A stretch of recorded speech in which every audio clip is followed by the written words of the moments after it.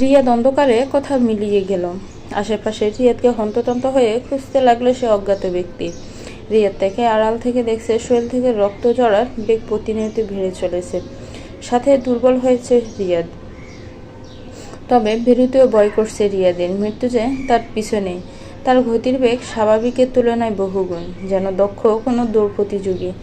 শরীরের ঝোড়ও কম না, তার সাথে ফেরে ওঠার শক্তি ও সাহস জুটিয়ে উঠতে পারছে না রিয়াদ। তবুও মন শক্ত করে অজ্ঞাত সে ব্যক্তি অগোচরে বের হলো, কিন্তু পারল না তার চোখ ফাঁকি দিতে। সাথে সাথে ধাওয়া শুরু করলো তাকে সে। প্রাণ বাঁচাতে ছুটতে ছুটতে মেইন রোডের বেশ পাশে চলে এলো রিয়াদ। পিছনের জন যে মোটেও দুর্বল না, বাম দিয়ে কোনো মাত্রই নয়, তাই মেইন রোডের বেশ পাশে এসে গেলে প্রাণপণে ছুটতে লাগলো। কিন্তু আবারও পিছন থেকে ভারী কিছুর আঘাতে মুখ থুবড়ে পড়ল রিয়াদ। শরীর পুরো অবশ হয়ে আসছে তার, হাত পা কাঁপছে, কাজ করা যেন বন্ধই করে দিয়েছে। তাও হুমড়ি দিয়ে নিজেকে সামনে এগিয়ে নিয়ে যাওয়ার আপ্রাণ চেষ্টা করতে লাগলো। এবার সে অজ্ঞাত ঘাতক তাকে টেনে ঘন নিঃশ্বাস পেল। স্পষ্ট বাক্যে বলল, রিয়াদ প্লিজ, আমাকে মেরো না, ছেড়ে দাও প্লিজ। ভয় পাস নেই, এখনই ছেড়ে দিব, কথা বলে রিয়াদকে টেনে দাঁড় করালো। রিয়াদ ভালো করে কিছু বুঝে ওঠার আগে তাকে শরীরের সমস্ত শক্তি দিয়ে প্রবল এক ধাক্কা দিল, যাতে রিয়াদ রাস্তায় গিয়ে আছড়ে পড়ার আগে একটা গাড়ির সাথে ধাক্কা খেয়ে গেল।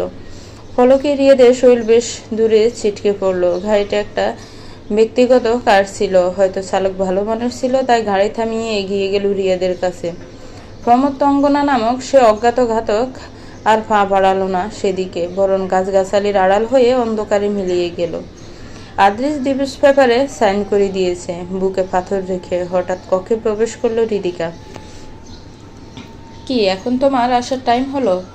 আরে কি করব বলো, আমার ওই বান্ধবী তো আসতেই দিচ্ছিল না, বলে কি না আজকে থেকে যেতে, কিন্তু আমি তোমাকে ছাড়া বেশিক্ষণ দূরে থাকতে পারি না বলে এসেছি। ওকে, ওর স্বামী নিজে এসে আমাকে বাড়ির সামনে দিয়ে গেলেন। ভালো করেছো, আমি নিজে থেকেই তোমায় কোথাও দূরে থাকতে দিব না কখনো, তুমি শুধু আমার কাছেই থাকবে। বুঝেছি। তা হাতে ওটা কি? আমার আর আখির ডিভোর্স পেপার, সাইন করে দিয়েছি। তুমি অবশেষে আখিকে ডিভোর্স দিয়ে দিলে? এমনটা কেন করলে তুমি? আমি কখনো তা চাইনি, আমার জন্যই আজ তোমরা আলাদা হয়ে গেলে। আরে তুমি শুধু শুধু প্যারা নিচ্ছ।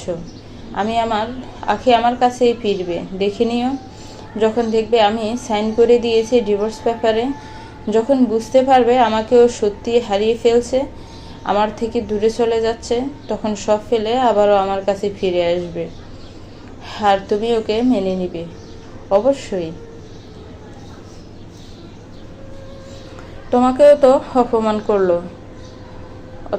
করলো, তারপরও ও আমার সাথে যা তা করতে পারে, কারণ আমি ওকে ভালোবাসি। আমি সেই অধিকার ওকে দিয়েছি। তুমি ফ্রেশ হয়ে নাও, আমি আসছি। অতঃপর আদ্রিস কক্ষ ত্যাগ করলো। হৃদিকা বেশ খানিকক্ষণ তার যাওয়ার পানে তাকিয়ে রইল। রাত 1টা। রিয়াদের অ্যাক্সিডেন্ট যে গাড়ির সাথে হয়েছে সেই গাড়ির মালিক তারই দূর সম্পর্কের আত্মীয় হন। তার এই অবস্থা দেখে লোকটি তাকে তাড়াতাড়ি করে পাশের মেডিকেল কলেজে হাসপাতালে নিয়ে আসে। ইমার্জেন্সিতে নিতে হবে রিয়াদকে। শরীরের বিভিন্ন অংশ তার থেতলে গেছে। এদিকে বর্তমানে হাসপাতালে কোনো ডাক্তার নেই। পেরেশানিতে পড়লো নার্সেরা। নার্স ইরা ফোন করলো ডাক্তার আশরাফ খানকে। স্যার, ইমার্জেন্সি রুগী এসেছে, অনেক রক্তপাত হচ্ছে, তার আধ ঘন্টার মাথায় চিকিৎসা শুরু না করলে নিশ্চিত মারা যাবে, কিন্তু বর্তমানে কোনো ডাক্তার এখানে নেই। তোমরা যেভাবে পারো রুগীর টেক কেয়ার করো, রক্ত বন্ধ রাখার চেষ্টা করো, আর হাসপাতালের সবচেয়ে কাছের যে ডাক্তার থাকেন ওনাকে কল করে ইমার্জেন্সি আসতে বলো। Okay sir. হাসপাতালের সব থেকে কাছে একমাত্র আখির বাড়ি পড়ে। সেখান থেকে তার বাড়ির দূরত্ব মাত্র 10 মিনিটের রাস্তা, তাই নার্স তাকেই ফোন করলো। ইমার্জেন্সির ডাক কখনো অবহেলা করে না আখি। যত তাড়াতাড়ি করে ফেরেছে চলে এসেছে। প্রায় 2 ঘন্টা অপারেশনের পর আখি রিয়াদকে বাঁচাতে সক্ষম হলো। যদি আখির তাকে মোটেও পছন্দ না, কিন্তু আখি নিজের দায়িত্ব পালনে কখনো পিছপা হয় না। এত সময়ে সেখানে রিয়াদের পুরো পরিবারই চলে এসেছে। কান্নায় ভেঙে পড়েছে সকলে। রিয়াদ বেঁচে গেলেও আশঙ্কা মুক্ত নয়। তাকে আইসিইউতে রাখা হয়েছে। জ্ঞান ফিরলে ভালো খারাপ কিছু বোঝা যাবে। কাজ শেষ করে আখি আবারও চলে যায় তার শান্তির নীড়ে। রাত 4টা। ব্যস্ত শহর ঘুমের দেশে তলিয়ে আছে, চারিদিকে নীরবতার দখলে, জনশূন্য সব দিক। প্রমোদ তো সে অঙ্গনার প্রিয় একটা পরিবেশ, যে আশেপাশে ভালোই জমে উঠেছে। এই ঘন অন্ধকার জনশূন্য নীরব পরিবেশেই তো পাপীদের মৃত্যু আর্তনাদ শুনতে মজা পায় সে। নিজের কাজ অপূর্ণ রাখার অভ্যেস যে তার কখনোই নেই, তাই চলে আসলো অপূর্ণ কাজে পূর্ণতা দান করতে। হাসপাতালে এসে সোজা আইসিইউ রুমে ঢুকে পড়লো। এদিকে গেল রিয়াদের ধারে, অতঃপর খুব ধীরগতিতে তার শরীরে দেওয়া সকল স্যালাইন ও ব্যান্ডেজ আস্তে আস্তে খুলতে লাগলো। তার যেন এসব মজাই লাগছে। অতঃপর রিয়াদকে সেই আগের হালে ফিরিয়ে দিয়ে সে তার পথ ধরল। আত্রিশ সকাল হতে না হতেই ডিভোর্স পেপার পাঠিয়ে দিয়েছে আখির কাছে। প্রফুল্ল মনে নাস্তা সেরে হাসপাতালের উদ্দেশ্যে যাবার জন্য প্রস্তুত হবে, তখনই হাতে আসলো পেপারটা। আদ্রিসের সাইন দেখে মাথা ব্যথায় কুঁকড়ে উঠল আরেক দফা তার মন। চোখে শোকের জল থাকলেও মুখে ফুটল তাচ্ছিল্যের হাসি। অবশেষে তার ভালোবাসার পরাজয় ঘটল। আদ্রিসের মিথ্যে ভালোবাসার ধাক্কা সামলাতে না পেরে তাচ্ছিল্যের হাসিটা প্রখর করে বলল আখি, বাহ রে ভালোবাসা, যে কাল অবধি মৃত্যুর আগ অবধি ছাড়বে না বলেছিল, সেই আজ নির্দ্বিধায় ছেড়ে দিল। মানুষ এত নাটক জানে, আদ্রিসকে না দেখলে জানতামই না। আল্লাহ তাআলা আপনার কাছে হাজারো শুকরিয়া আমাকে আদ্রিসের মিথ্যে ভালোবাসার জাল থেকে বাঁচানোর জন্য। অবশেষে আত্মসম্মানের সংগ্রামে জয়ী হলাম আমি। শুকরিয়া রাব্বুল আলামিন। আদ্রিস নাস্তা করছিল, তখনই তার ফোনে কল আসে। কলটা রিসিভ করার পর অপর পাশের বলা কথা শুনে হতভম্ব হয়ে গেল আদ্রিস। আর কিছু কাউকে না বলে ছুটে বেরোলো বাইরের দিকে। রিদিকে শুধু লক্ষ্য করলো আদ্রিসের কার্যকলাপ। আইসিইউ রুমের বেড জুড়ে রক্তের ছড়াছড়ি। রিয়াদের লাশের দিকে যে কারো তাকাতেই ভয় করছে। এত ভয়াবহ অবস্থা সহ্য করার ক্ষমতা সবার থাকে না। রিয়াদের লাশের পাশেও প্রমোদ অঙ্গনা নামটা লিখা। তাজ্জবের ব্যাপার হলো নামের পাশে এবার বাক্য লিখা আছে। ভালোবাসার মর্ম যে প্রতারণা দিয়ে দেয়, তার হাল এমনই হওয়া উচিত। প্রমোদ অঙ্গনা। ইন্সপেক্টর জিসান নির্বাক হয়ে রইল। পাবের একটা রুম বন্ধ। ঈশানারও গলা কাটা লাশ পাওয়া গেছে, যার পাশে লিখা, লোভে পাপ পাপে মৃত্যু, প্রমোদ অঙ্গনা। কি করবে জিসান ভেবেই পাচ্ছে না। এই প্রমোদ অঙ্গনা যে তার রাতের ঘুমও দিনের শান্তি হারাম করে দিয়েছে। তবে ছাড়বে না এই অজ্ঞাত খুনিকে। ফোন করে নিয়েছে সে যেভাবে হোক না কেন তাকে তো জিসান ধরবেই। হাসপাতালে সিসিটিভি ফুটেজ চেক করলো জিসান। সেখানে শুধু হুডিওয়ালা মাস্ক পরিহিত একজনকে দেখা গেছে, যার হাতে মোজা, পায়ে শু, উপর থেকে নিচ অব্দি কালোতে ভরপুর। চেহারা দেখা বা শরীরের কোনো গড়ন কিছুই তো বোঝা যাচ্ছে না। এমতো অবস্থায় এই ফুটেজ দিয়েই বা কি হবে? গম্ভীর চিন্তায় পড়ে গেল জিসান। হাসপাতালে পড়েছে কান্নার রোল। পুলিশের দাবিতে রিয়াদের লাশ কাটা ঘরের বাইরের দিকে বসে কেঁদে যাচ্ছে রিয়াদের আত্মীয় স্বজন। এক পাশে বসে কেঁদে যাচ্ছে তার স্ত্রী, তার 2 সন্তানকে বুকে জড়িয়ে ধরে। রিয়াদ তাকে সত্য অর্থে ভালো না বাসলেও কি হলো, সে তো ভালোবেসেছিল। তার ভালোবাসায় তো কোনো খুঁত ছিল না। আখি দাঁড়িয়ে প্রখর দৃষ্টি নিক্ষেপ করে আছে মাসুমার উপর।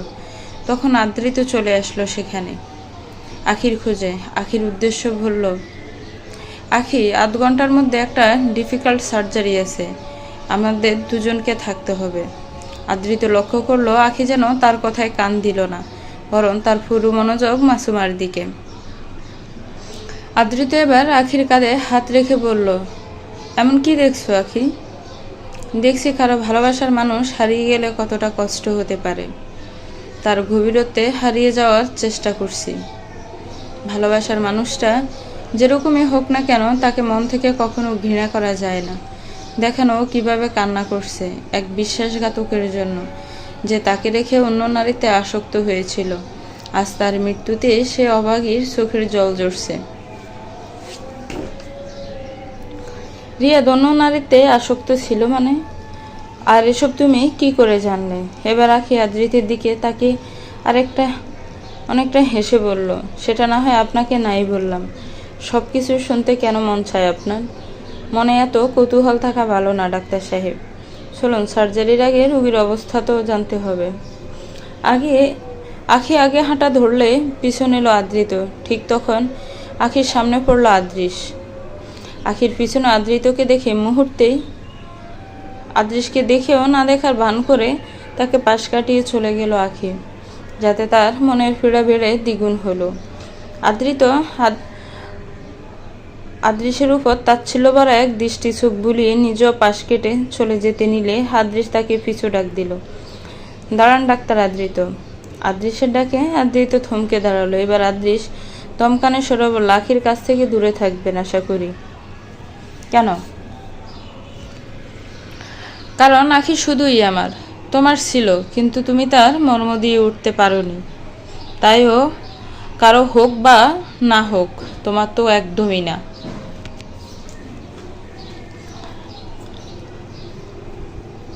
ভুলে যাবেন না, আখি তখনও আমার ছিল। মনে তো তোমার রাখা উচিত যে আখি তখন তোমার ছিল না। ওকে আমি ভিক্ষে স্বরূপ দিয়েছি তোমায়।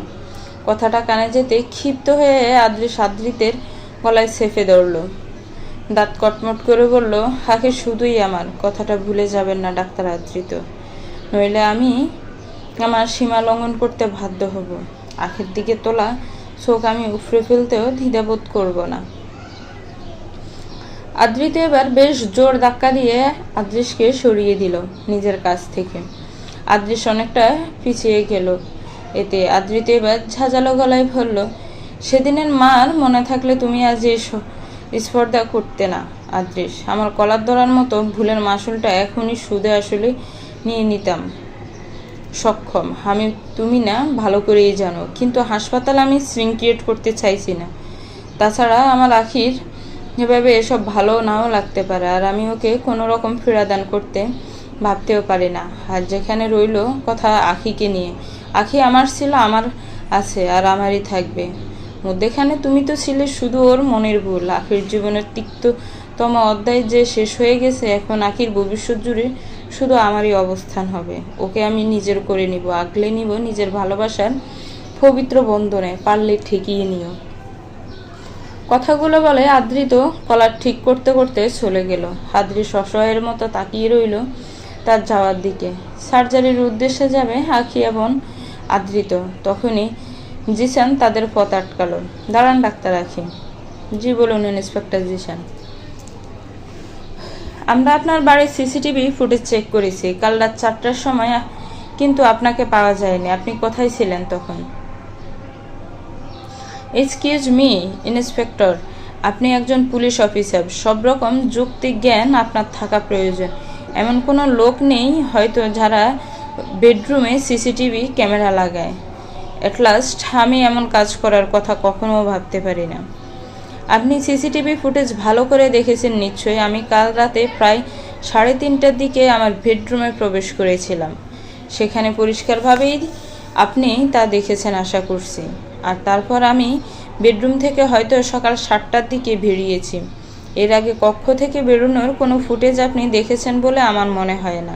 দেখুন, আমি এক কথা বারবার বলতে মজা পাই না, তাও আপনাকে বলছি, প্রমাণ ছাড়া আখিকে হেনস্থা করতে আসবেন না, নইলে পরিমাণ ভালো হবে না।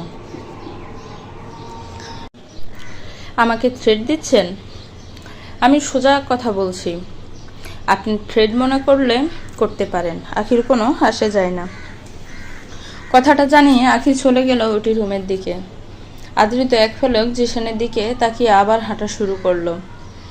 আয়নার সামনে দাঁড়িয়ে আছে হৃদিকা, বেশ সাজগোজ করছে।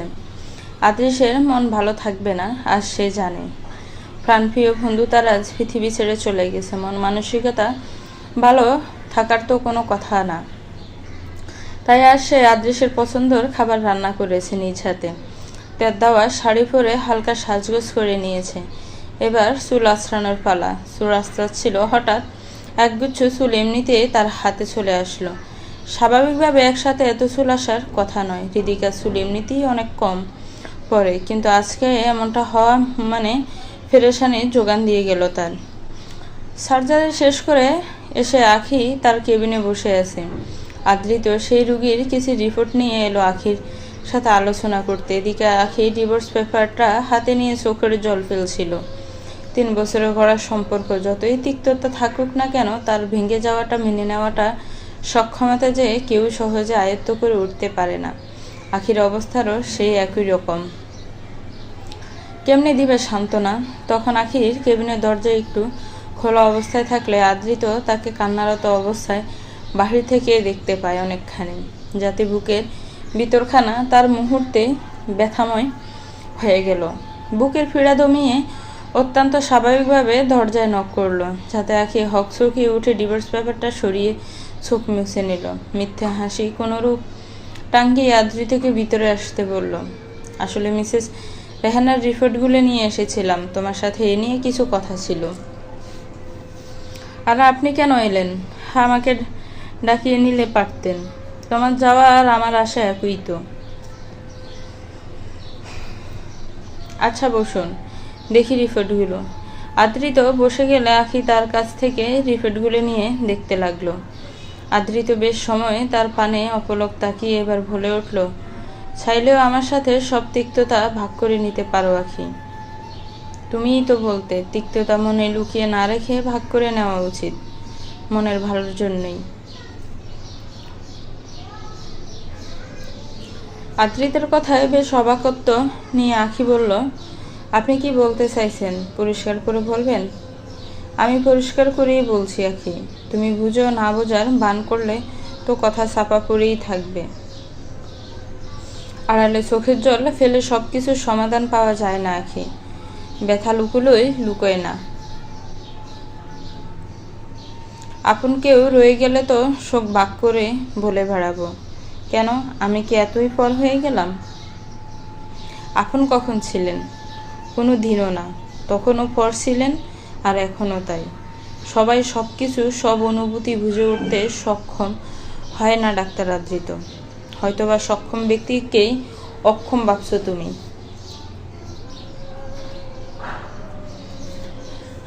অক্ষম তো আমি নিজেই হলাম। মানুষ চিনতে আর কত ভুল পথে পা বাড়ানোর সাহস পাবো?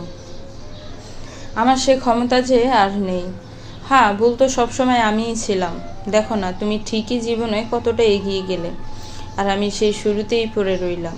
চাইলেই কি কাউকে কারো জায়গায় দিয়ে দেওয়া যায় জীবনে আখি? জীবনে এগিয়ে যাওয়াটা অস্বাভাবিক কিছু না। চাইলেই জীবনকে দ্বিতীয় সুযোগ দেওয়া যায়, কিন্তু সে প্রথম ব্যক্তির স্থান কাউকেই দেওয়া সম্ভবপর হয়ে ওঠে না ডাক্তার আদৃত। হয়তো আপনি কখনোই সেই ব্যথার পরিমাণটা অনুভব করে উঠতে পারবেন না। কথাটা আখি আদৃতকে ধিক্কার দিয়ে বলেছে, বুঝতে পারলো আদৃত। তবে আখি কেন তাকে ধিক্কার দিবে এমনভাবে? আদৃত তো আখির জন্যই তাকে ছেড়ে গেল, কারণ আখি তো শুধুই আদৃশকে ভালোবাসত। আখি আবার বলল, রিপোর্টগুলো ঠিক আছে দেখছি। আপনি রোগীর ওষুধগুলো লিখে দিন। আমি আজকেও ছুটি নিয়েছি, কারণ রাতে ইমার্জেন্সি দেখতে গিয়ে ঘুমাতে পারিনি, শরীরটা খারাপ লাগছে। চলি। আমি পৌঁছে দেই? লাগবে না, এমনিতেই একা নিজেকে সামলে নিতে পেরে গেছি, আর কাউকে প্রয়োজন নেই। আদৃত তখন আখির চোখে ছলছল করে ওঠা জল স্পষ্ট দেখতে পেল, যা হয়তো সে গড়িয়ে পড়তে না দেওয়ার সম্পূর্ণ চেষ্টা করে গেছে। চলে গেল আখি আদৃতে পাথরের ন্যায় সেখানে দাঁড়িয়ে রইল। জিশান প্রমত্ত অঙ্গনা সম্পর্কে বেশ সন্ধান সংগ্রহ করতে সক্ষম হয়েছে। এসআই সুমন উৎসুক সুরে জিজ্ঞেস করলো, স্যার, আপনার মনে হয় না এ প্রমত্ত অঙ্গনা কোনো ছেলে? হয়তোবা পুলিশকে বিভ্রান্ত করার জন্য নিজেকে নারী বলে দাবি করছে। না, এই প্রমত্ত অঙ্গনা একজন নারী, আর এরা একজন না, দুজন। একজন আসল, আরেকজন নকল। আসল প্রমত্ত অঙ্গনার আবির্ভাব 13 বছর আগ থেকে হয়েছে, আর নকল জনের 4 বছর আগে। প্রমত্ত অঙ্গনার সম্পর্কে আমরা যে বিস্তারিত খবরগুলো পেয়েছি তা মোতাবেক সে আজ অব্দি যতটা খুন করেছে তাদের সবাই হয়তো পরকীয়াকারী ছিল, নয়তো দর্শন, নয়তো এমন নারী যারা অন্যের স্বামীকে নিজের করে পেতে চেয়েছে, আর সে সকল লাশের পাশে তাদের মৃত্যুর কারণ লিখে দিয়ে গেছে। সে খুনগুলো খুব বিচক্ষণতার সাথে করে। প্রথমে শিকারকে মাথায় আঘাত করে, তাকে দুর্বল করে, তারপর তার উপর ছুরি দিয়ে প্রহার করে। আপনি তো নিশ্চিত হয়ে কিভাবে বলতে পারেন প্রমত্ত অঙ্গনা দুজন? কারণ প্রমত্ত অঙ্গনা আজ অব্দি যতটা খুন করেছে সবাই এক ধরনের অপরাধী ছিল। সমাজের পতনের সাথে জড়িত কিছু ব্যক্তিত্ব, যাদের লাশের পাশে তার নামের সাথে তাদের খুনের কারণও লেখা ছিল। কিন্তু গত 4 বছর আগের 2টা খুন, এদিকে এখন কলি আর লিজানের খুনগুলো প্রমত্ত অঙ্গনা করেনি, বরং নকল প্রমত্ত অঙ্গনা করেছে, কারণ তাদের লাশের পাশে নাম ব্যতীত কিছু লিখে ছিল না, যেখানে প্রমত্ত অঙ্গনা কখনো খুনের কারণ লিখতে ভুল করে না। রিয়াদের পোস্টমর্টম রিপোর্ট অনুযায়ী তার অ্যাক্সিডেন্টের আগে তার শরীরে ছুরির আঘাত করা হয়েছিল, আর রিয়াদ আর ঈশানার খুন আসল প্রমত্তন অঙ্গনাই করেছে, কারণ তাদের লাশের পাশে খুনের কারণ দেওয়া ছিল। 13 বছর আগ থেকে যখন প্রমত্ত অঙ্গনা খুনগুলো করা শুরু করেছিল, তখন পুলিশের তদন্ত অনুযায়ী তার খুন করার ধরন খবরের কাগজ, টিভি, গণমাধ্যম প্রচার করা হয়েছিল। হয়তোবা সেসব খবর তার খুন করার ধরন আয়ত্ত করে কেউ ব্যক্তিগত শত্রুতা মিটিয়ে প্রমত্ত অঙ্গনা নাম লিখে বেঁচে যাওয়ার চেষ্টা করছে। 30টির উপর কি বলছেন স্যার? হ্যাঁ সুমন, এই মাত্র আমি খোঁজ পেলাম যে গত 13 বছর আগ থেকে প্রমত্ত অঙ্গনা খুন করে আসছে।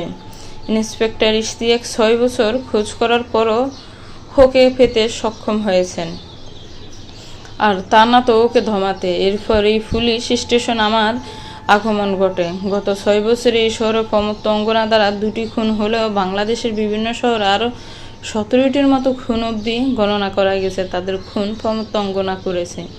খোঁজ নিলে হয়তো এর থেকেও বেশি খুঁজে পাওয়া যাবে। একে নিয়ে সকল পুলিশ কর্মকর্তারা নিরাশায় ভুগছেন, কিন্তু প্রমত্ত অঙ্গনা সব থেকে বেশি খুন আমাদের ঢাকাতেই করেছে। তাই আমার যতদূর মনে হয় ওর বাসস্থান ঢাকাতেই। ওকে খুঁজে বের করার ছাপটা আমার উপরেই পড়েছে এখন, আর আমি ওকে খুঁজে বের করবই। আমরা এই প্রমত্ত অঙ্গনাকে যতটা হালকাতে নিচ্ছি, ততটা সোজা না ওকে খুঁজে বের করা। আমাদের সেই নকল প্রমত্ত অঙ্গনা অবধি আগে পৌঁছাতে হবে। হয়তোবা ওকে ধরতে পারলে আসল জন অবধি পৌঁছা যেতে পারে। রাত 10টা 25। আদ্রিতের মন ভালো নেই। আখির কথা মনে থেকেই সরাতে পারছে না। আজকে আখির মন খারাপ হওয়ার কারণ নিজেকেই মনে হচ্ছে। আদ্রিত তো নাও পারতো আখির সাথে এভাবে কথা বলতে, তবে আখি বা কেন তাকে এমন করে ধিক্কার দিল, কিছুই বুঝতে পারছে না আদ্রিত। কিন্তু এমন সময় সে কিছু বুঝতে চায় না। তার মন যে আখির সন্নিকটে যাওয়ার যুদ্ধে জয়লাভে উঠে পড়ে লেগেছে। কালো রঙের একটা শার্ট হাতে গড়ি পরে নিল, তারপর চুলগুলো ঠিক করে সদর দরজা দিয়ে বেরিয়ে যাবে, তখন সামনে প্রকট হলো রিঙ্কি। আরে কোথায় যাচ্ছ আদ্রিত? আসার পর থেকে তো ভালো করে কথাটাও বলোনি, একটু বসো না। রিঙ্কি, আমার আর্জেন্ট কাজ আছে, তাই যেতে হবে। তুমি নিজের রুমে যাও। কি শুরু করেছো? আসছি থেকেই তো রুমে বসে আছি, কোথাও তো ঘুরতেও নিয়ে গেলে না। তোমার দেশে অতিথি আসলি নাকি এমন করে লোক?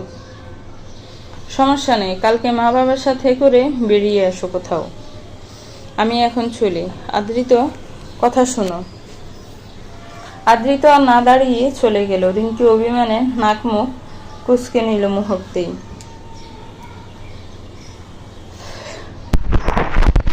তখন আদ্রিতের পরিবারের বাকি সবাই সেখানেই বসে গল্প গুজব করছিল। শায়লা মির্জা এবার বেশ বড়সড় হাসি দিয়ে বললেন, রিঙ্কি মা, কালকে রেডি থেকো, আমরা সবাই মিলে আমার এক বান্ধবীর বাসায় যাবনি, কেমন? কথাটা শুনে রিঙ্কির কুচকানো চেহারাটা আরো কুচকে গেল। কোনো রকমে জবাব দিল, দেখি, গেলে বলবো। অতএব নিজের রুমে চলে গেল। শায়লা মির্জা ফিক করে হেসে দিলেন। শায়লা, তুমিও না এমনটা কেন করো বলো তো ওর সাথে? তো ওর সাথে করবো না তো কার সাথে করব? ছেলের গাড়ে পেতনি ছড়বে আর আমি ছড়তে দিব? মা, তুমিও না। খবরদারি শিকা, আমার শাশুড়ি মাকে কিছু বলেছো তো? আমি কিন্তু মায়ের টিমে। তোমাকে নিয়েও আর পারা গেল না। দেখো না, রিঙ্কি না আবার তোমাদের দুজনকে কোন ইঞ্জেকশন দিয়ে পৃথিবীর বাইরে পাঠিয়ে দেয়। ভুলে যাও না ডাক্তারও।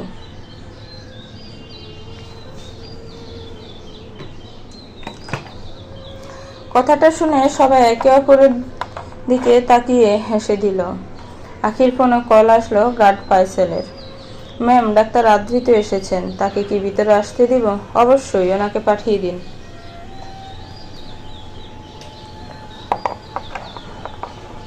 অল্প সময় ক্যালিং বেলের আওয়াজ বেজে উঠলে আখি নিজে এগিয়ে গেল দরজা খুলতে।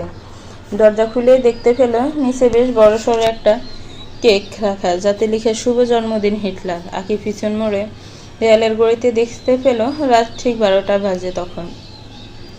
দরজার সামনে নিচের পুরো জায়গাটা জুড়ে হরেক রঙের বেলুন শোভা পেয়েছে। চোখ তুলে সামনের দিকে দেখলো তার গার্ড শহীদ আদ্রিতা হাতে বেলুন নিয়ে দাঁড়িয়ে আছে। সবাই একসাথে বলে উঠল, শুভ জন্মদিন ম্যাম। এদের এমন অবস্থা দেখে আঁকি হেসে দিল, সবাইকে ধন্যবাদ জানালো। এবার আঁকি হেসে কেকটা উঠিয়ে নিল। অতঃপর গার্ডেরা নিজেদের অবস্থানে চলে গেল। আদ্রিতকে আঁকি ভিতরে আসতে বলল। আঁকি খুশি মনে বলল আদ্রিতকে, ধন্যবাদ ডাক্তার সাহেব। সরি। কেন? দিনে এভাবে তোমার সাথে কথা বলা হয়তো ঠিক হয়নি। সেটা তো ওভাবে কথা বলার আগে ভাবা উচিত ছিল আপনার। এখন আর মাপ চেয়ে কী লাভ? কেন এসেছেন আপনি? চলে যান, আমার আপনাকে দেখতেই মন চাইছে না। আঁকি, এসব কি বলছো তুমি? আসলেই আমি দুঃখিত। তো আমি কি করব? আপনার দুঃখিত নিয়ে মাথায় দিব না পায়ে পড়ব? যত সব। আখির কথা শুনে আদ্রিত অসহায়ের মতো তাকিয়ে রইল। আদ্রিতির দিকে বেশ খানিক সময় ধীর দৃষ্টিতে তাকিয়ে ফিক করে হেসে উঠে বলল, আপনি সে আজ তো ১৩০ রয়ে গেছেন, একটুও বদলাননি। এমন একটু কথার জন্য কেউ সরি বলতে আসে? একসময় তো সরি সহ বলতে চাইতেন না। সে কিনা ধম্ম, আর আজকে এক ক্ষমা না পাওয়ার বদলে কেমন নিরামিষ চেহারা উপস্থাপনা করলেন আপনি মুহূর্তে। হাহা। আঁকি তো হাসতে হাসতে নেই। আদ্রিত ফলকেই বিলীন হলো তার হাসি মাখা মুখের মায়ায়। কতদিন পর সে মুক্ত জরা হাসি দেখার সৌভাগ্য হলো তার।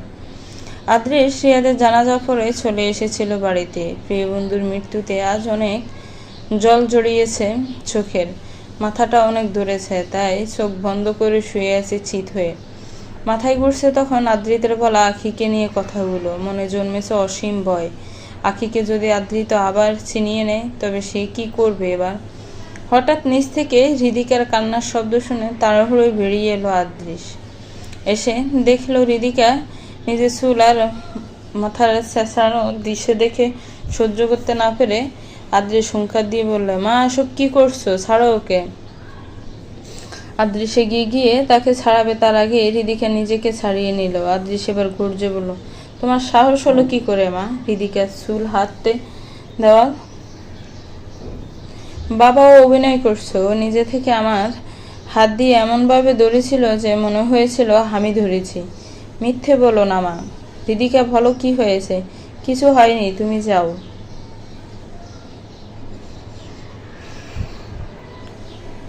হৃদিকা, বলো। তুমি না বললেও আমি জেনে নেওয়ার অন্য রাস্তা বের করে নেব। তাই বলো জলদি, কি হয়েছে? লুকানোর আর কোনো রাস্তা নেই, এমন ভাব নিয়ে হৃদিকা বলে ফেলল, আসলে আজকে আদিল ভাইয়া যখন বাইরে যাচ্ছিলেন তখন কিছু টাকা দিয়ে আমি আমার প্রয়োজনীয় কিছু জিনিস আনতে বলেছিলাম। ভাইয়া সবার বলা জিনিস আনলেও আমারগুলো আনলেন না। আর যখন জিজ্ঞেস করলাম কেন আনলেন না, তখন বললেন উনি আমার চাকর নাকি, যে আমার বলা জিনিস উনি আমার কথা মতো নিয়ে আসবেন।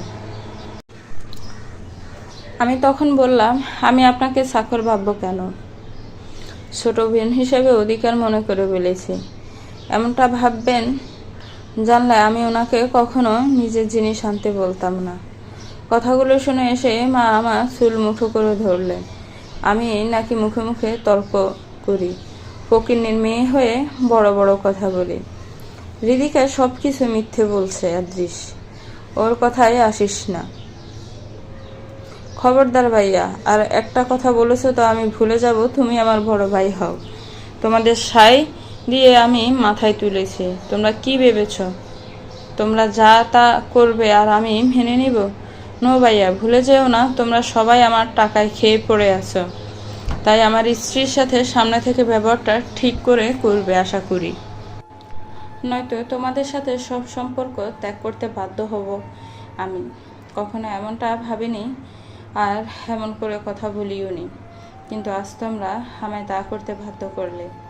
হৃদিকা, আজ থেকে তোমার যা চাই তুমি আমাকে বলবে, নয়তো কাজের লোক দিয়ে আনিয়ে নিবে। ওপরের খেয়ে পড়ে এদের গায়ের চামড়া মোটা হয়ে গেছে, তাই মনুষ্যত্ব গুলিয়ে খেয়েছে। চলো এবার কক্ষে। আদ্রিস হৃদিকাকে নিয়ে চলে গেল। তিনজেরা অশ্রুসিক্ত চোখ তাকিয়ে রইল তাদের দিকে। আখি কেকটা টেবিলে রাখবে, কিন্তু তার আগে হাত থেকে ভুলবশত কেকটা ফ্লোরে পড়ে গেল। আখি জিগবে কামড় দিয়ে আদ্রিতের দিকে তাকালো, অতঃপর অসহায়ের মতো মুখ বানিয়ে বলল, সরি ডাক্তার সাহেব। আদ্রিত গুমড়ো মুখ করে বলল, তুমি একটুও বদলাওনি। মিস ফেরা ছিলে আর পেরাই আছো। আখি এবার ছোট করে একটা বড় হাসি মুখে টাঙ্গিয়ে বলল, আমি আপনার জন্য মিস ফেরা থাকবো সারা জীবন, দেখে নেবেন আপনি। এবার পেশার মতো মুখ করে না থেকে চলুন কেক বানাই। আখি আদ্রিতের হাত ধরে কিচেনের দিকে টেনে নিয়ে যেতে শুরু করলো। আদ্রিত 6 বছর পূর্বে আখির সাথে কাটানো সেই মুহূর্তগুলোকে চলে গেছে এক পলকে। ক্ষণগুলো তো এমনই ছিল। আজ আখির জন্মদিন। আজকের দিনে কত রকমভাবে আখিকে জন্মদিনের শুভেচ্ছা জানাতো আদ্রিস, কতভাবে উদযাপন করত। আর আজকের এই দিনেই সে আখির বিরহ দহনে পড়ছে। ইচ্ছে করছে তার উড়ে চলে যেতে আখির কাছে। পাশেই শুয়ে আছে হৃদিকা, অসব সুন্দরী এক রমণী, কিন্তু আজ তার হেত পাশে থেকেও তার প্রতি কেমন কোনো টান অনুভব করছে না, যেমনটা আখি পাশে থাকলে করতো আদ্রিস প্রতিনিয়ত। কি করবে আদ্রিস, সব কিছুই তো অসহ্য লাগছে তার। আখি কেক বানাচ্ছে আর আদ্রিত দেন দূরে দেখে যাচ্ছে তাকে। হঠাৎ আখি বেশ খানিক চকলেট আঙ্গুল দেখে আদ্রিতকে নাকে মেখে দিল। তারপর হেসে বলল, এই যে সোখানাকোয়ালা, এভাবে কারো দিকে হা করে তাকিয়ে থাকা ঠিক না। ঠিক সময়ে বিয়ে হয়ে গেলে দোষটা চলে যেত আপনার। এই যে তুমি আমার চরিত্রে কি দোষ দেখেছ? বাহারে, আমি চরিত্র দোষ কখন বললাম? কথায় আছে না, চোরের মনে পুলিশ পুলিশ। তুমি কিন্তু আমায় আবার কথার জালে ফাঁসাচ্ছ। কেউ ফেসে গেলে আমি কি করব? হাহা, হয়েছে হয়েছে, এখন আর নিরামিষ চেহারাটাকে আর নিরামিষ বানাতে হবে না। কেকটা হোক, তত সময় আমরা ছাদ থেকে ঘুরে আসি, মনে হয় বৃষ্টি আসবে। আখি আদ্রিতের হাত টেনে নিয়ে এবার ছাদের দিকে হাঁটা শুরু করল। মুষলধারে মিষ্টি নেমেছে। হনহনিয়ে বহমান হাওয়া যেন শীতের আগমন বানিয়ে দিয়ে যাচ্ছে। শীতল পরিবেশে উষ্ণতার দোয়া পেতে দুই নরনারী যেন একে অপরের বেছে নিল প্রেমময় আশ্রয় হিসেবে। আঙ্গাগী হয়ে দুজন দাঁড়িয়ে আছে, উপসে পড়ছে দুজনের গরম নিঃশ্বাস একে অপরের উপর। এতটা কাছে এসে আর যে দূরে যাওয়ার মনোভাব গড়ে তুলতে সক্ষম হচ্ছে না। আজ যেন সবকিছুই তাদের মধুর মিলনের আশা রেখে বসে আছে। আজ পরিবেশটাও যেন তাদের মনের তালে তাল মিলিয়ে ধুলে উঠেছে। আর কি চাই দুই প্রেমিক হৃদয়ের ভালোবাসার অতলে তলানোর জন্য? তাই আর দেরি করতে চাইল না সেই প্রেম পিয়াসু দুটি মন। অদরে অদর জমিয়ে দিল আখি আদ্রিত নামক যুবক রমণী। সাথে সাথে হকচকিয়ে ঘুম থেকে উঠল আদ্রিস। খারাপ স্বপ্ন দেখেছে সে। আখি আদ্রিত কিস করছিল, মুহূর্তটা চোখের সামনে থেকে সরছেই না। নিঃশ্বাস যেন বন্ধ হয়ে আসছিল তার তখন। স্বপ্নে তাদের একসাথে দেখতে পারছে না। সত্যতে তাদের এভাবে দেখার কথা তো ভাবতেও পেরে ওঠে না। পাশ ফিরে তাকালো হৃদিকার দিকে। অগোচরেই শুয়ে আছে সে, শরীরের বিভিন্ন জায়গায় উন্মুক্ত, কিন্তু আদ্রিসের আজ যেন কোনো মোহ নেই তার প্রতি। আখিকে হারানোর ভয় বুকে যেন কামড় দিয়ে বসেছে। দেখতে দেখতে বৃষ্টি নেমেছে। মনের আনন্দে বৃষ্টিতে ভিজছে আখি। আদ্রিত ওকে বারবার ভিতরে চলে আসতে বলছে, তবে কে শুনে কার কথা? এই আখি, ভিতরে আসো, জ্বর আসবে। পারলে এসে নিয়ে যান দাদুমশাই। তুমি এভাবে আসবে না তো? না, দাঁড়াও, আসছি। অতঃপর আদ্রিত এগিয়ে গিয়ে আখিকে টেনে ভিতরে আনতে গেলে আখি ওকে উল্টো জব্দ করে বসলো। আদ্রিত একদিকে তাকে টানলে আখি অপর দিকে তাকে টানতে লাগলো। টানাটানিতে দুজনেই ছাদে পড়ে গেল। আখি খিলখিল করে হেসে উঠে বলল, আপনি আগেও আমার সাথে পেরে ওঠেননি, আর এখনো পারেন না। কথাটা মানতেই হবে। তোমার সাথে তো আমার দাদাও পেরে উঠবেন না। আখি এবার হেসে আদৃতকে টেনে তুলল, অতঃপর নিজের মতো বিছতে লাগলো। আদৃত শুধু তার দিকে বিমোহিত দৃষ্টিতে তাকিয়ে মনে মনে ভাবতে লাগলো, তুমি মোটেও বদলাওনি আখি। আমাদের মধ্যকার সম্পর্ক বদলে গেলেও তুমি আমার সেই আখি এখন রয়ে গেছো, যার সাথে কিছু সময় পার করলে যে কেউ তার প্রেমে পড়বে। সেই রমণীকে নিজের করে পেয়েও কিভাবে হাতছাড়া করলো আদৃশ। একেই বলে হয়তো কারো পৌষ মাস তো কারো সর্বনাশ। পৌষ মাসটা আমার কপালে অবশেষে জুটলো, যা আমি আর কখনো হারাবো না। আর সর্বনাশটা না হয় আদৃশেরই থাকলো। তোমাকে এবার নিজের করে নেওয়ার সকল পন্থাই অবলম্বন করবো আমি আখি। তুমি যে শুধুই আমার। অনেকক্ষণ বৃষ্টিতে ভিজে দুজন ঘরে চলে আসলো। তবে আদৃত কি পরবে? বাড়িতে কোনো ছেলে মানুষের কাপড় তো নেই। ভিজে বিড়ালের মতো আদৃত সামনে দাঁড়িয়ে আছে, আর আখি নখ খামছে ভেবে যাচ্ছে কি পরাবে আদৃতকে। হঠাৎ মনে পড়লো তার কাজের লোকের রহমতের কথা। ঘরে দুজন কাজের লোক, রহমত আর আরেকজন মেয়ে কাজ করে। রহমত মেয়েকে জিজ্ঞেস করলো এবার আখি, রহমত চাচা আপনার কাপড় আছে তো? হ মা, তইলে শার্ট থাকলেও প্যান্ট নাই, আমি তো লুঙ্গি পরি। কথাটা শুনে আখি দাঁত কেলিয়ে এবার আদৃতের দিকে তাকালো। আদৃত ভালো করে চিনে আখিকে, তাই জটপট বলে উঠল, একদম না, আমি ভিজে কাপড়ে থাকবো, সমস্যা নেই, বাড়ি গিয়ে চেঞ্জ করব। তাছাড়া আমি কখনো লুঙ্গি পরিনি। জীবনে পরেননি, আজকে পরে নেবেন, সমস্যা কই? রহমত চাচা থাকতে আপনি কষ্ট করবেন কেন? চাচা আপনার একটা লুঙ্গি শার্ট সহিত নিয়ে আসুন তো। কথাটা বলে আখি মুখ চেপে হাসতে লাগলো। আজ 3 বছর। আখির জন্মদিন নামক এই দিনটাই বিষাদ ছেয়ে থাকে খান ম্যানশনে। জন্মদিনে কতই হই হল্লোড় করে বেড়াতো আখি পুরো খান ম্যানশনে। সবার কাছেই তার হরেক ধরনের আবদার থাকতো। দুষ্টুমি ফাজলা মতো মশগুল রাখতো সবাইকে সারাদিন। এই ঘরের মানুষ থেকে জড়বস্তু কীটপতঙ্গ অবধি যেন প্রায় আখির শোকে শোকায়িত হয়ে থাকে। বাড়িটা যে প্রাণহীন আজ 3 বছর ধরে আখি ব্যতীত।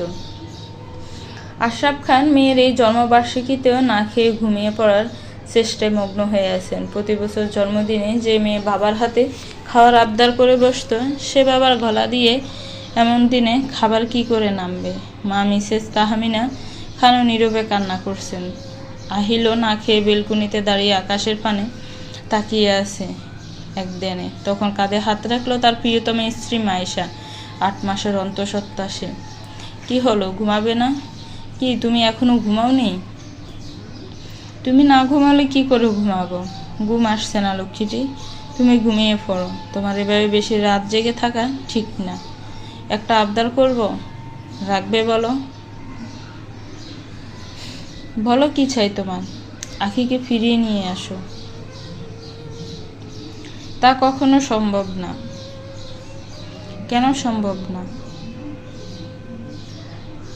আমাদের নিজের ইচ্ছেতে ছেড়ে চলে গেছে, আর তোমরাও তো যেতে দিয়েছো। কখনো আটকাতে চেয়েছো ওকে? কেন আটকাবো? ওর কাছে তো আমাদের থেকে আদৃশ তখন বড় ছিল। আজ তার মাসুল কিভাবে ওকে দিতে হয়েছে দেখেছ? ও তো ছোট মানুষ, ভুল করে গেছে। তোমরা কি পারতে না ওকে ক্ষমা করে মেনে নিতে? আমরাও তো ভালোবেসে বিয়ে করেছিলাম। আমি গরিব ছিলাম বলে বাবা তো প্রথমে আমাদের বিয়ে বিষয়ে মানছিলেন না। তখন আখি আমাদের সাহায্য করেছিল, আমাদের হয়ে বাবাকে বুঝিয়েছিল। আর ওর সময় তুমি কি করলে বলো? ওকে ওর ভালোবাসার মানুষটাকে ছেড়ে দিতে বললে। ছেড়ে দিতে বলেছি কারণ আদৃশ ওর জন্য ঠিক ছিল না। তোমার জন্য ঠিক ছিল না, কিন্তু ওর জন্য তো ছিল। চাইলেই কি কেউ কারো প্রতি তার ভালোবাসার অনুভূতি মুহূর্তে মেরে ফেলতে পারে আহিল? আর যেখানে কথা রইল আদৃশের বিশ্বাসঘাতকতার, সেখানে একটাই কারণ, হয়তো আল্লাহ আখির কপালে আদৃশকে লিখেননি, তাই কারণবশত সে তার জীবন থেকে সরে গেছে। কোনো নিশ্চয়তা ছিল কি তোমাদের পছন্দ অনুযায়ী আখি বিয়ে করে নিলে তার সাথে এমনটা ঘটতো না? এসব ভাগ্যের ব্যাপার আহিল, এসবে এত যুক্তি খাটালে তো হবে না। তাও আখি এখন নিজের ভুল বুঝতে পারছে। এখন না হয় তোমাদের ওকে ক্ষমা করে দেওয়া উচিত। এমনটা করে যেমন আমরা কেউ ভালো নেই, তেমন হয়তো আখিও ছটফট করে আমাদের জন্য। রহমত চাচার লুঙ্গি আর শার্ট পরে দ্বিধাদ্বন্দ্বের সহিত আখির কক্ষ থেকে বেরুল আদৃত। গড়ের উপস্থিতি সবাই অধীর আগ্রহ নিয়ে তাকিয়েছিল তখন আখির কক্ষের পানে। আদৃত এবার বেরিয়ে এলে রহমত আর মরিয়ম একে অপরের দিকে তাকিয়ে মুখ ছিপে হাসতে লাগলেন। আখি কোনো মতে তার হাসি দমিয়ে রাখলো, কিন্তু ফেরে উঠল না। আদৃত সামনে এসে দাঁড়াতে আখি হু হা করে হেসে দিল। নট ফেয়ার আখি, এখানে হাসির কি হলো? লুঙ্গিই তো পরেছেন, সেটাই তো হাসির জিনিস। আপনাকে রহমত চাচার বড় ভাই দেখাচ্ছে। হা হা। আখি হাসতে হাসতে হেসেই যাচ্ছে। আখির হাসি দেখে আদৃতও হেসে দিল। অবশেষে আদৃতের হাসিতে আখি হাসি কিছুটা দমানোর চেষ্টা করে বলল, এভাবে হাসেন না কেন সব সময়? হাসলে আপনাকে সত্যিই অনেক ভালো লাগে। আর হাসতে কিন্তু টাকা লাগে না, বুঝলেন ডাক্তার সাহেব?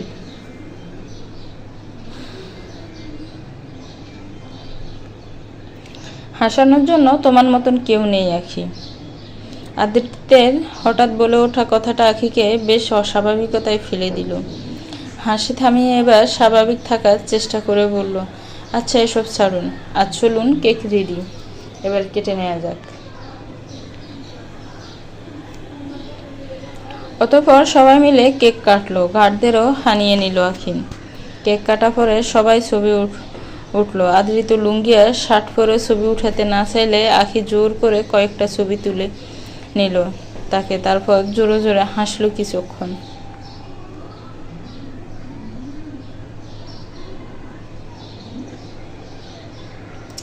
ছেলেকে ঘুম পাড়িয়ে বিছানার এক প্রান্তে বসে চোখের জল ফেলছে সুব্রতা।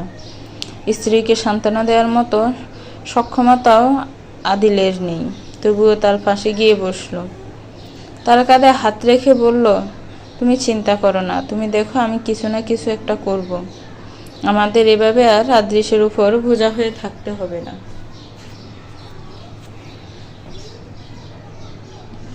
সুব্রতা ঝাটকা দিয়ে আদিলের হাত সরিয়ে নিল, কর্কশ কণ্ঠে বলল, এবার আর কখন করবে তুমি কিছু? আমি আর আমার ছেলে বুড়ো হয়ে গেলে, মানুষের দাসত্ব করে জীবন কাটিয়ে দিলে, তখন প্রথমে ভেবেছিলাম তোমাকে পেয়ে হয়তো আমি সৌভাগ্যবতী হয়েছি, কিন্তু না, আমার দুর্ভাগ্য ছিল যে তোমাকে ভালোবেসেছিলাম।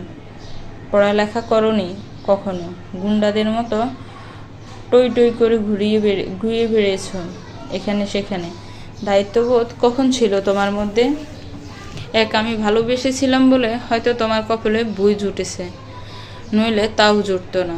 তোমার অযোগ্যতা তো সবাই বুঝে গিয়েছিল, তাই বাবা সম্পত্তির প্রায় সকল অংশে আদৃশের নামে লিখে দিয়েছেন, আর তোমাকে দিয়েছেন জঙ্গল এলাকার এক জমি, যা কখনো কেউ কিনবে কিনা সন্দেহ আছে। আমার তো যাওয়ার কোনো জায়গা নেই, নইলে তোমার মতো বেকার আর বোঝার সংসার কখনো করতাম না, কখনো আর এভাবে অপমান অবহেলা সহ্য করতে হতো না আমার।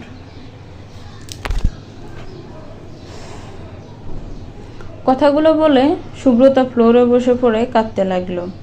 আদিলের চোখ টকরে বেরিয়ে এলো অসহায়ত্বের জল।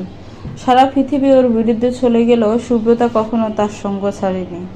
তার সক্ষমতা হয়ে থেকেছে সে সর্বক্ষণ। কোনোদিন তার বিপক্ষে যায়নি সুব্রতা, জোর গলায় কখনো কথা বলেনি তার সাথে।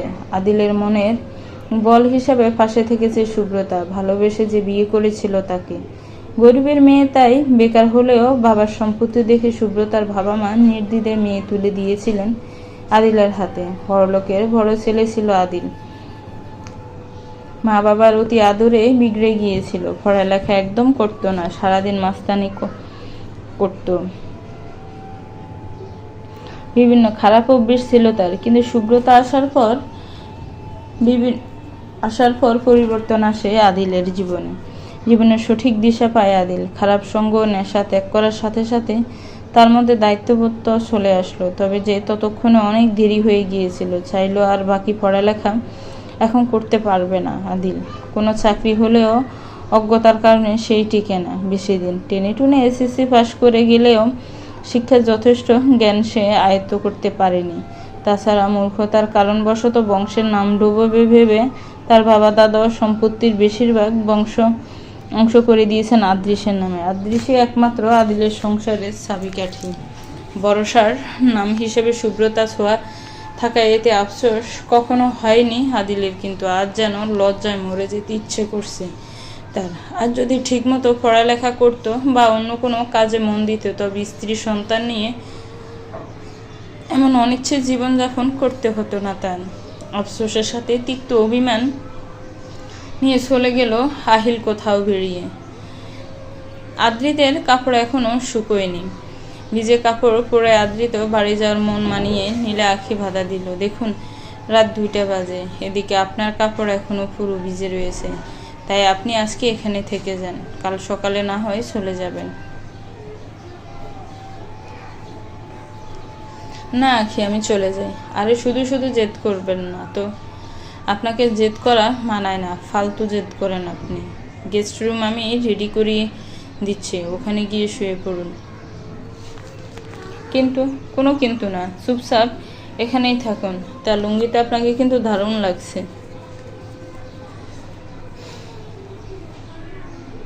মস্করা করে কথাটা বলে হেসে হেসে চলে গেল আঁখি। আদ্রিতের মনে ভালো লাগার অনুভূতি আরেক দফায় খেলিয়ে গেল। আদ্রিত জানে আঁখি সে ব্যতীত অন্য কোনো ছেলের সাথে কোনোদিন একটা ফ্রি হয়ে কথা বলেনি বা বলেও না। ছেলেদের থেকে দূরেই থাকে আঁখি। আদ্রিতই প্রথম কোনো ছেলে ছিল যার সাথে নিজের পরিবার ব্যতীত এত সহজে মানিয়ে নিত আঁখি।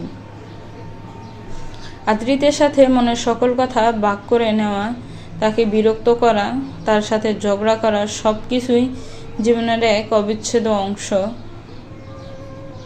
ছিল আখির। আর আখির আজকের আচরণ আদ্রিতে বুঝতে সক্ষম হলো। আখি এখন আদ্রিতের সে অবস্থান থেকে তাকে সরাতে সক্ষম হয়নি। ঘুম থেকে উঠে ফ্রেশ হতে গেল রিদিকা। হঠাৎ ব্রাশ করতে গিয়ে একদিনের এক আক্কেল দাঁত ব্যথা অনুভব করতে পারলো। ব্রাশ বের করে তাতে অনেক রক্ত লেগে থাকতে দেখতে পেলে সাথে সাথে কুলি করলো। অনেক রক্ত বেরোলো সে দাঁত দিয়ে। কুলির সাথে রিদিকে এবার দাঁতে হাত লাগিয়ে বুঝতে পারলো দাঁতটা নড়ছে, যাতে ঘাবড়ে উঠলো তার মন। এ বয়সে তার দাঁত নড়বে কেন? গতকাল আচমকা এত চুল আসলো, এদিকে শরীরটাও কেমন দুর্বল লাগছে আজকাল। বিষয়টা কি আদৃশকে তার জানানো দরকার?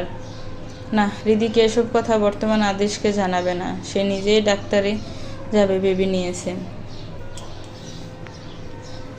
সারাটা রাত্রি বিনিগ্র গেল সুব্রতার। রাগের মাথায় আদিলকে এত সব কথা শুনিয়ে গেছিল সে। আদিল চলে যাওয়ার অনেকক্ষণ পর সে তার কৃতকর্মের জন্য আফসোস করতে শুরু করলো। সারা রাত বাড়ি ফিরিয়ে নিয়ে আদিল। ফোনও অফ আসলে তার, যা ফেরেশান করে তুলল সুব্রতার মন। আদিলকে যে বড্ড ভালোবাসে সে, সব জেনেই তো আদিলকে মেনে নিয়েছিল সে। তবে আজ কীভাবে এমনটা করে যেতে পারলো? কিভাবে মাফ করবে নিজেকে সুব্রতা? সাত সকালে ঘুম থেকে উঠে পড়লো আদ্রিত। কাপড়গুলো শুকিয়ে গেলে পরে নিল এবার। সকালের শুরুটা আখির হাসি মাখা মুখ দেখে করতে চাইল, তাই ফ্রেশ হয়ে আগে তাকে খুঁজতে শুরু করলো। কিন্তু কোথায় সে? তার তো কোনো খোঁজ নেই। আখিকে খুঁজতে খুঁজতে বাগানের দিকে গেল আদ্রিত। বাগানের দোলনাতে বসে রাতে উঠা ছবিগুলো দেখছিল আখি। আদ্রিতের লুঙ্গি পরানোর ছবি দেখে এখনো অনেক হাসি পেল আখির। অল্পতে মনে পড়লো আখির সে বিষাদময় দিনগুলোর কথা, যেদিন আদ্রিত নামক ভালোবাসার মানুষটাকে সে ডাক্তার সানিয়ার সাথে দেখেছিল। বুকের ক্ষতের পরিমাণ সেদিন সয়ে যাওয়ার সীমা রেখাই ছিল না। কিশোরী মন সেদিন পাগলের মতো কেঁদেছিল। আদ্রিত যখন দেশ ছেড়ে চলে যাচ্ছিল সেদিন মরে যেতে মন চাইছিল আখির। আদ্রিতের ছবি বুকে নিয়ে কতদিন আর কত রাত সে কেঁদে অতিবাহিত করেছে তা শুধু আখি জানে। একসময় সে যে অসুস্থ হয়ে পড়েছিল, ফিরে সহ্য করতে না পেরে নিজেকে শেষ করে দেওয়ার চেষ্টায় কলেজের ছাদ থেকে লাফ দিতে গিয়েছিল। কত কঠিন ছিল সে দিনগুলো। তবে কার জন্য এসব করে গেল আঁখি? যার সুখের জন্য এমনটা করলো সেই তো আজ সুখী নয়। দীর্ঘ নিঃশ্বাস ত্যাগ করলো আঁখি। হালকা ফোঁটা ফোঁটা বৃষ্টি ঝরতে শুরু হয়েছে। হঠাৎ করে আঁখির মনে পড়ল একটা গান। প্রায় দিনে আবৃত্তির স্মৃতিতে গানটা গাইত আঁখি। তার দেওয়া বিষাদময় অনুভূতি গানে ফুটিয়ে তুলল। আজও গানটা হঠাৎ গাইতে মন চাইল, তাই গাইতে শুরু করলাম। ওগো বৃষ্টি আমার চোখের পাতা ছুঁয়ো না, আমার এত স্বাদের কান্নার দাগ দুইও না। সেজন্য এসে দেখে পথছে তার কেমন করে কেঁদেছি, সেজন্য এসে দেখে পথছে তার কেমন করে কেঁদেছি। হঠাৎ ফাঁসে কারো উপস্থিতি টের পেয়ে গান বন্ধ করে দিল। পিছনে তাকালো আঁখি। আদৃতকে দাঁড়িয়ে থাকতে দেখে বেশ হকচকিয়ে গেল। আদৃত বলল, বন্ধ করলে কেন আঁখি? গাও না, তোমার সুর যে হাত থেকে আরো মধুময় হয়ে দাঁড়িয়েছে, শুনতে বড্ড মন চাইছে, শোনাবে না? কেন? কখনো তো এই সুর অসহ্য লাগতো আপনার। এমনও তো হতে পারে তখন ভালো লাগাকে অসহ্য লাগা মনে করেছি। ভালো লাগুক বা বিরক্ত, এটাই সত্য যে সেই 6 বছর পূর্বে আর ফিরে যাওয়া সম্ভব না। স্বাভাবিকভাবে আখির বলা যাওয়া উক্ত কথা কতটা যন্ত্রণাদায়ক আদৃতের প্রেমিক হৃদয়ের জন্য তা শুধু সে জানে। দুপুর ঠিক 12টার দিকে কক্ষে প্রবেশ করলো আদিল। কক্ষের এক কোণে বসে কান্না করছিল সুব্রতা। হঠাৎ কক্ষে আদিলকে দেখতে পেয়ে ছুটে গিয়ে তার পায়ে লেপ্টে পড়ল। কান্নায় ফুঁপিয়ে ওঠা স্বরে অসহায়ের মতো বলতে শুরু করলো, আমায় ক্ষমা করে দাও গো, আমি তোমাকে অনেক ভালোবাসি। তুমি বিহনে আমি বাঁচব না। আমার চাই না কোনো টাকা পয়সা, তোমার কোনো চাকরি। আমার শুধু তুমি হলেই চলবে। তোমার বদলে আমি সব অপমান অবহেলা মুখ বুজে সহ্য করে নিব। শুধু তুমি আমায় ছেড়ে যেও না। আমি রাগের মাথায় কি না কি বলে গেছি। তুমি আমায় মারো, গালিগালাজ করো, কিন্তু আমাকে ছেড়ে যেও না। আদিল এবার সুব্রতাকে পা থেকে টেনে তুলে বুকে জড়িয়ে নিয়ে কান্না মিশ্রিত কণ্ঠে বলল, পাগলি বউ আমার, এভাবে কেউ কাঁদে? অধিকার খাটিয়ে তুমি না রাখলে কে রাখবে আমার উপর? কিভাবে ভাবলে তোমাকে ছেড়ে আমি চলে যাব? জীবনে অনেক ভুল করেছি আর না। আমি অনেক জায়গায় কথা বলে এসেছি, সপ্তাহখানেকের মধ্যে কোথাও না কোথাও একটা চাকরি বা কাজ হবে। তখন তুমি, রিহান আর মা সবাইকে নিয়ে আমি আলাদা কোথাও চলে যাব। আর দেখে নিও, তোমাদের সবার দায়িত্ব পালনে আমি সক্ষম হয়ে দেখাবো। দেখতে দেখতে কেটে গেল বেশ কিছুদিন। ভালোই যাচ্ছে আখির দিনগুলো। আজ আবারও রাতে রাইড করার ইচ্ছে জাগলো মনে, তাই বাইক নিয়ে বেরোলো। খান ম্যানশনের বাহির থেকে বাড়িটা দেখে আসলো সে। রাত প্রায় 11টা। বাড়ির রাস্তা দিয়ে বাইক নিয়ে ঢুকছিল আখি, কিন্তু হঠাৎ বাইকের চাকায় কিছু লেগে বাইক নিয়ন্ত্রণ হারায় আখি। যথেষ্ট দক্ষ থাকায় পড়ে যাওয়া থেকে নিজেকে বাঁচিয়ে নেয়। বাইক একপাশে রেখে রাস্তার দিকে তাকায় আখি। দেখতে পায় কিছু কিল পড়ে আছে। বুঝতে পারে অনেক কিছুই। বিচক্ষণতা নিয়ে চোখ ঘোরালো এবার। তার ষষ্ঠ ইন্দ্রিয় তাকে কিছু ইঙ্গিত দিলে পিছন থেকে মাথায় কিছুর ভারী পড়ার আগেই বড় সে লাঠিটা পাকড়াও করে রাখে। লাঠি দড়ি পিছনের জনকে ঘুরিয়ে সামনে এনে এক ঘুষি দিয়ে মাটিতে ফেলে দেয়। দেখতে পায় হুডিওয়ালা মাস্ক পরিহিত কাউকে। হুডিওয়ালা অজ্ঞাত সেজন উঠে আখির উপর আবার আক্রমণ করতে আসলো, হাতে থাকা ছুরি দিয়ে। ছুরির আঘাত করার আগে আখি তার হাত ধরে একটা মোচড় দিল, যাতে ব্যথায় কুকড়ে উঠে ছুরিটা ছেড়ে দিল সে। আখি তাকে বেশ জোরালো কয়েকটা ঘুষি আর লাথি দিল। অজ্ঞাতজন আখির গায়ে একটা আঁচড় দিয়ে উঠতে সক্ষম হলো না, বরং আখির সাথে পেরে না উঠে মুখ থুবড়ে মাটিতে পড়ল। এবার হাতের পাশে লাঠি পেয়ে আবার আখির উপর আক্রমণ করতে গেলে আখি লাঠিটাও ধরে নেয়। তারপর সেই লাঠি কেড়ে নিয়ে তার পিঠে বরাবর প্রহার করলে আবারও মুখ থুবড়ে পড়ে গেল সে। আখি এগিয়ে গিয়ে তার মাথা ফাটিয়ে সাথে চেপে ধরে ওর হাতে এক হাত পিছন থেকে দিয়ে মুড়ে এবার কর্কশ গলায় বলল, কে তুই? আমার সাথে কেন লাগতে এসেছিস? লাগতে আসবি ভালো কথা, ক্ষমতা দেখে তো আসবি। শুধু শুধু মার খেলি। এবার বল, কে তুই? আমাকে কেন মারতে এসেছিস? কিছুই বলল না সে। অজ্ঞাত ব্যক্তির হুডিটা অনেক আগেই মাথা থেকে সরে গেছে, চুল খোপা করা, যাতে কাঠি লাগানো। আখি এবার তার চুল বেশ জোরে মুঠো করে ধরল। বল কে তুই, নইলে এখনই সব চুল ছেড়ে ফেলবো। এত মারবো যে নিজেকেই ভুলে যাবি। বল কে তুই, বল। বলবি না তো ঠিক আছে, এখনই তোর মুখোশ খুলে দেখছি তুই কোন ক্ষেতের মূলা। আখিও বেশ গতিতে তাকে ধাওয়া করলো। আখির সাথে দৌড়ে ফেরে ওঠারও ক্ষমতা সেজন কুলিয়ে উঠতে পারছে না। আখি তার অনেক পাশে এসে তাকে ধরার জন্য হাত বাড়ালে তার খোপাতে তার হাত যায়। একটানে তার খোপার কাটা সহিত কিছু চুল আখির হাতে চলে আসে, কিন্তু সেজন অন্ধকারে কোথাও মিলিয়ে যায় প্রাণ বাঁচিয়ে। আজ হৃদিকে আসলো ডাক্তারের কাছে, একাই এসেছে। নিজের শরীরের এমন পরিস্থিতি সম্পর্কে সে আদৃশকে জানাতে চায় না বর্তমানে কিছু। বড্ড ভয় হয় তার আদৃশকে হারিয়ে ফেলার।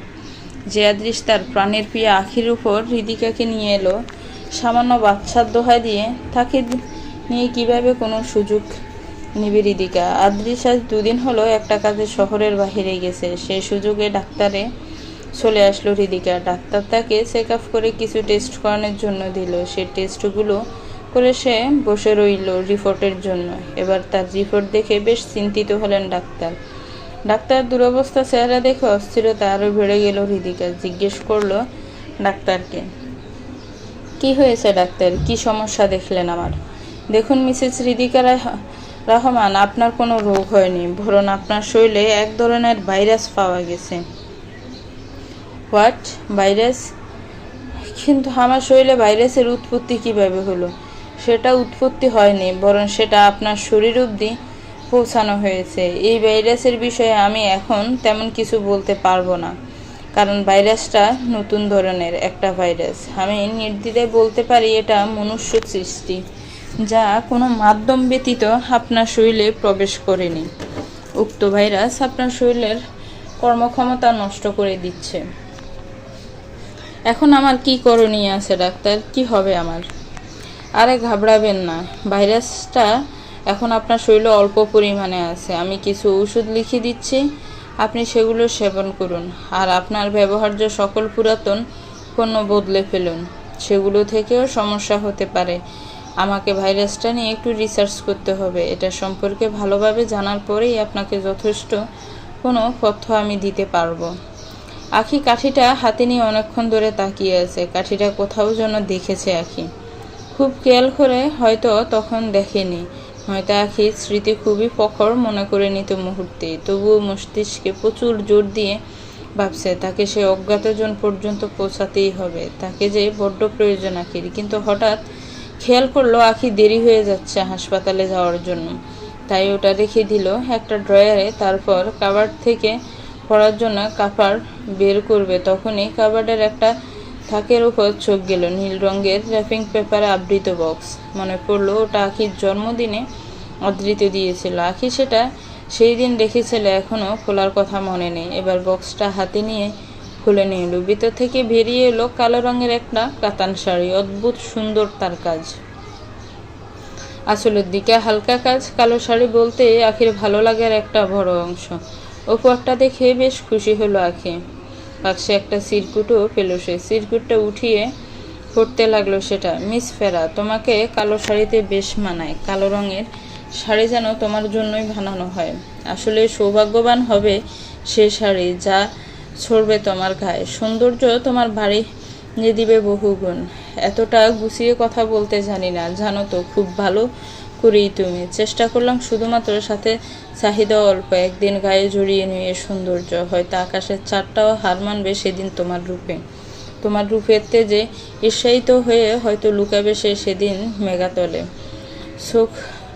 সোখানা কয়ালা। চিরকুটটা পরে আখি হেসে দিল। সোখানা কয়ালা ডাকটা আখি প্রায় ডাকতো আদৃতকে, যাতে বিরক্ত হতো আদৃত।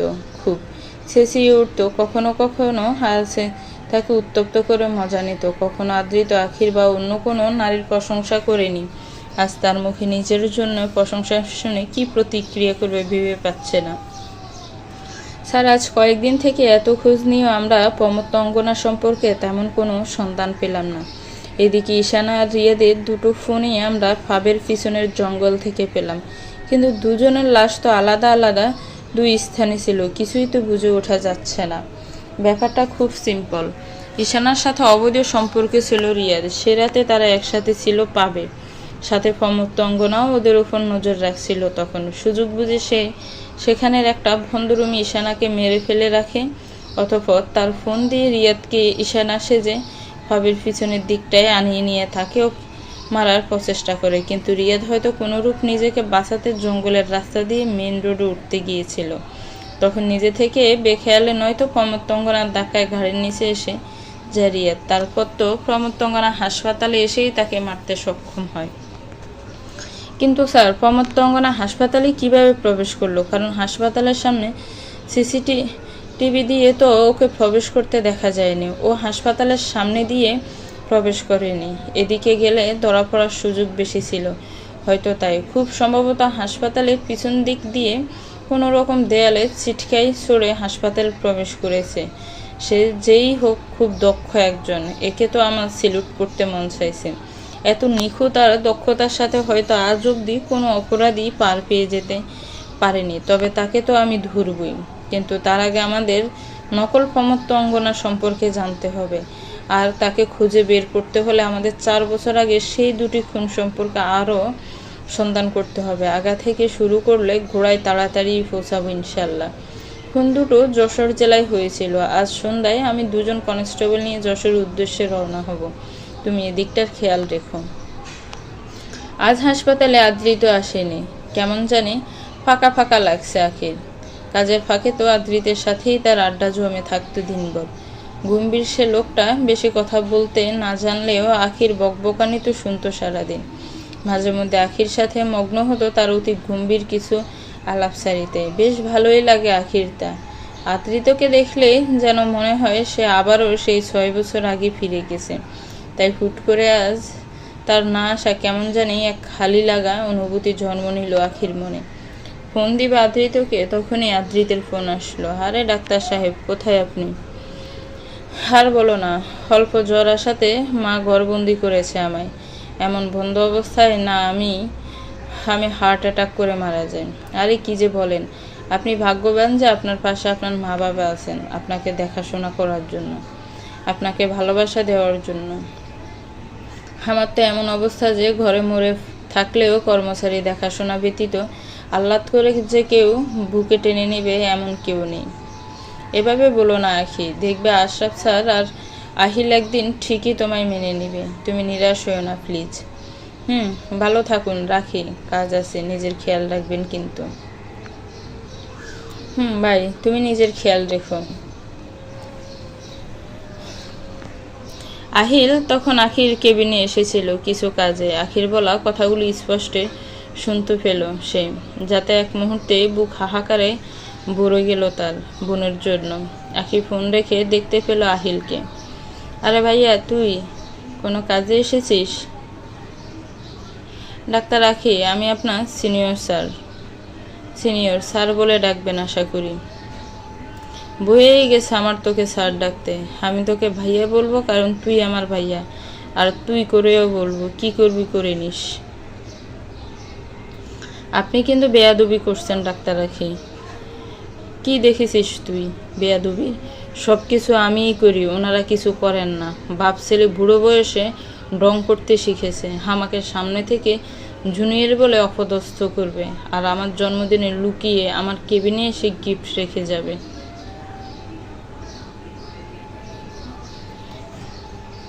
এই রে, এর কেবিনে গিফট রেখেছিলাম, এ কিভাবে জানলো? আর বাবাও একই কাণ্ড করলেন। যতই বলুক না কেন, বাবা আখিকে কখনো পর করতে পারবেন না। কি ভাবছিস ভাইয়া? এটাই তো আমি। কিভাবে জানলাম? আরে ভাইয়া, আমি তো ছোট হতে পারি, কিন্তু বুদ্ধি তো তোর না নেই। আমার কেবিনের সামনে সিসিটিভি তো আর এমনি লাগানো হয়নি। বাপ ছেলে কীভাবে লুকিয়ে ধিমি পায়ে এসেছিলিস? হা হা। আখি খিলখিল করে হেসে উঠলে।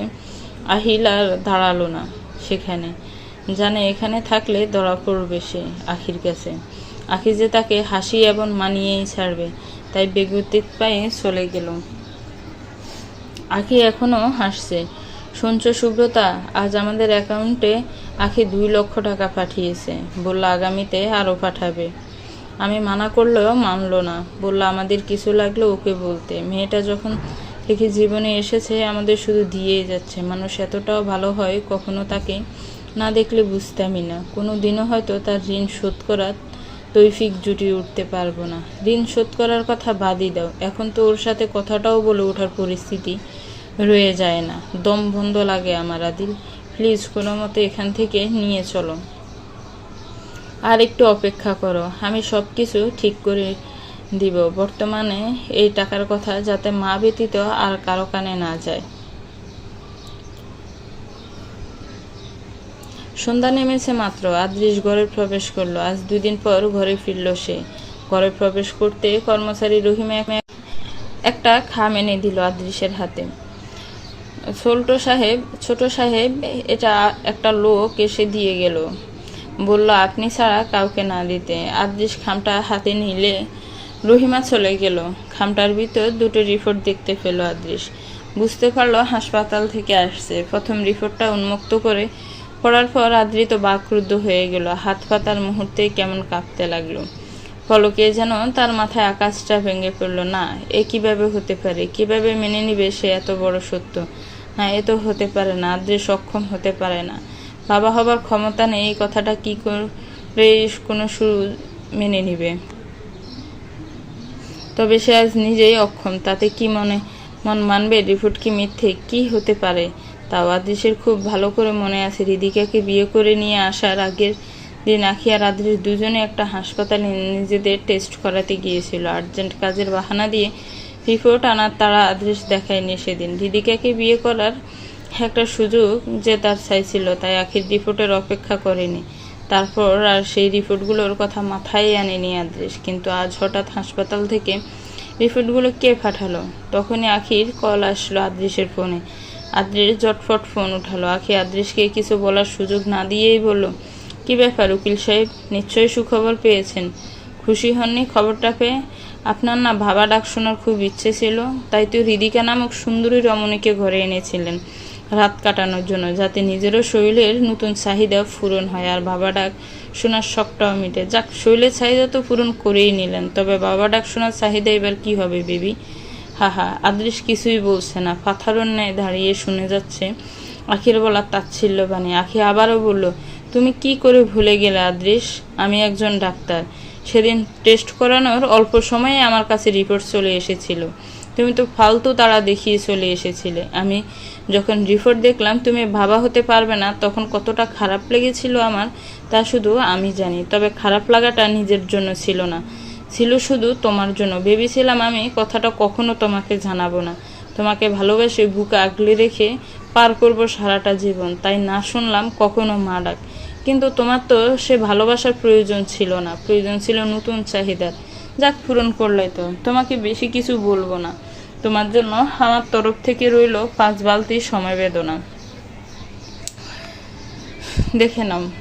আর সে আঞ্জুম আখি is perfect for having a child. বর্তমানে তার চুপসে যাওয়া চেহারাটা দেখার ইচ্ছে চাপা নিয়ে রাখতে পারছি না। সত্যিই খুব মজা হতো চেহারাটা একবার দেখতে পেলে, কিন্তু কি করব বলো, তোমার মতো লম্পটের চেহারা দেখার রুচি আর আমার নেই।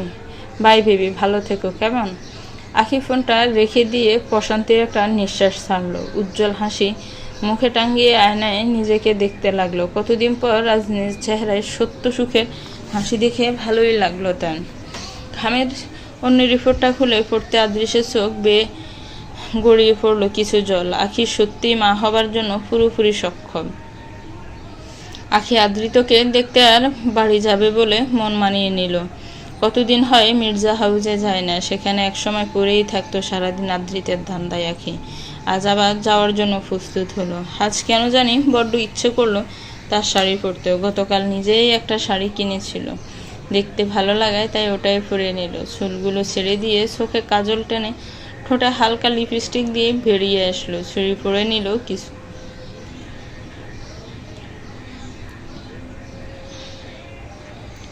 নিজে ঠিক সামনে ঠিক আখিকে দেখতে পেয়ে সুব্রতা আখিকে জড়িয়ে ধরলো কিছু না বলে। আখিও তাকে জড়িয়ে ধরলা হাসি মুখে। অনেকদিন পর আপনজন বলতে কাউকে পেয়ে আখি অনেকটা আবেগপ্রবণও হয়ে উঠল। আহ্লাদি স্বরে বলল, অনেক মিস করি আপু আমি তোমায়। আমিও মিস করি আমার পাগলি বোনটাকে। এবার রাখি সুব্রতাকে ছাড়িয়ে বেশ অভিমানী হয়ে বলল, তাই বুঝি? তবে ফোন করলে ওঠাও না কেন? প্রথম প্রথম তো কত কথা বলতে সারাদিন আমার সাথে, কিন্তু এই কদিন থেকে একদম ফোন করোই না, আর আমি ফোন করলে ধরো না। এমনটা কেন করছো? রাগ করেছো আমার উপর? আখির কথায় সুব্রতা বেশ হকচকি উঠল, আমতা আমতা করে বলল, আসলে আসলে এখন কাজে সময় পাই না, তাছাড়া রিহানকেও পড়াই, স্কুল যাবে তো সামনের বছর থেকে। আচ্ছা আমি চলি, রাত হয়ে গেছে, বাড়ি ফিরতে হবে। আজ আদিল জরুরি কাজে আছে, তাই কিছু প্রয়োজনীয় জিনিস নিতে এসেছিলাম আমি। চলি, ভালো থেকো। এ কি আপু, চলে যাবে কেন? এতদিন পর আমার সাথে দেখা হলো, ভালো করে কথাও বলবে না? আজ আছে, কাজ আছে আখি, অন্যদিন সময় করে ফোন করবো না, চলি এবার। আপু কি হয়েছে বলো আমায়, এমন করছো কেন তুমি? কই কিছু হয়নি তো। আমি জানি আপু কিছু হয়েছে, বলো আমায়।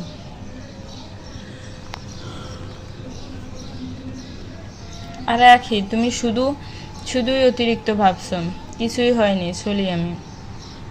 কথাগুলো বলতে বলতে হুটহাট পায়ে রিহানকে কোলে নিয়ে বেরিয়ে গেল সুব্রতা। ভালো করে রিহানকে আদরটাও করতে দিল না। সুব্রতার এমন আচরণে আখির বেশ খটকা লাগলো। সুব্রতা কেমন জানি আখিকে এড়িয়ে যেতে চাইছে, কিন্তু কেন? আর একটু খেয়ে নে বাবা, আমার মা আর খেলে আমি বমি করব। ওকে করিনিস, মা আসি তো পরিষ্কার করার জন্য, তবুও খেয়ে নে বাবা আমার। দেখ না জ্বরে মুখটা কেমন শুকিয়ে গেছে দিনে দিনেই। আন্টি ছাড়েন, শুধু শুধু ওকে জোর করছেন কেন? সুস্থ হলে এমনিতেই খেতে পারবে। হ্যাঁ, আর তার আগে তোমার ছেলে শুকিয়ে বুধ হয়ে তোমার দলে চলে যাক। আমার দল মানে? শ্যাওলা গাছের পেতনিদের দলে তো ভূতই থাকবে, বিড়বিড় করে বললেন শায়লা মির্জা। কথাটা আর কেউ না শুনলে আদ্রিতে শুনে নিল। রিঙ্কি আবার জিজ্ঞেস করলো, কি যেন বললেন আন্টি? আরে রিঙ্কি, তুমি খাওয়াতে মন দাও তো, মা এমনি বলছিল। মায়ের দিকে আর চোখে তাকিয়ে বলল আদ্রিত। শায়লা মির্জা মুচকি হেসে গেলেন। তখনই কলিং বেলটা ভেজে উঠলে কর্মচারী রুবাইতা দরজাটা খুলে দিল। দরজার সামনে আখিকে দেখতে পেল সবাই। আখিকে শাড়ি পরিহিত দেখে আদ্রিত যতটা মুগ্ধ হয়েছে যখন দেখছিল, ততটাই অবাক হয়ে দেখছিল বাকি সবাই। আদ্রিতের মা তো এক প্রকার বাকরুদ্ধ হয়ে গেছেন। আদ্রিতের জন্য হাতে যে লোকমাটা মাখিয়ে নিয়েছিলেন সেটাও হাত থেকে পড়ে গেল। তাড়াহুড়ো হাত ধুয়ে ছুটে গেলেন আখির কাছে, ঝাপটে ধরলেন তাকে, কান্না করে দিলেন, বলো কি? এত বছর পর আজ মনে পড়ল তোর এই মায়ের কথা। শায়লা মির্জার এমন ছোঁয়া আখির কোমল হৃদয়ে আঘাত করে গেল। আবেগী হয়ে জবাব দিল সেও। ভুলটার পরিমাণ এত ছিল যে কারো কাছ থেকে ক্ষমা পেয়ে উঠব ভাবতেও পারিনি। পাগল মেয়ে আমার, মা বাচ্চার সাথে রাগ করে থাকতে পারে নাকি? ঘরে আয়, আজ তোকে আর কোথাও যেতে দিব না। আখি ঘরে আসতে ইশিকা এসে আখিকে জড়িয়ে ধরল। কেমন আছিস? আমাকেও ভুলে গেছিলি। সরি রে, থাপ্পড় দিব যদি আবারও সরি বলেছিস তো।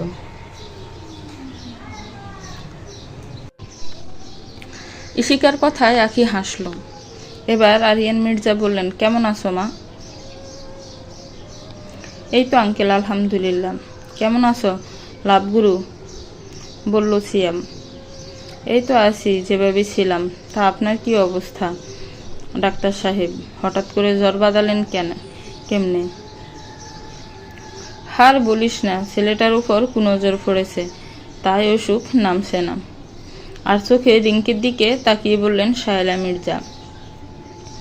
আখি জিজ্ঞেস করলো, ওকে তো চিনলাম না। আমি রিঙ্কি, আদ্রিতের ক্লোজ ফ্রেন্ড।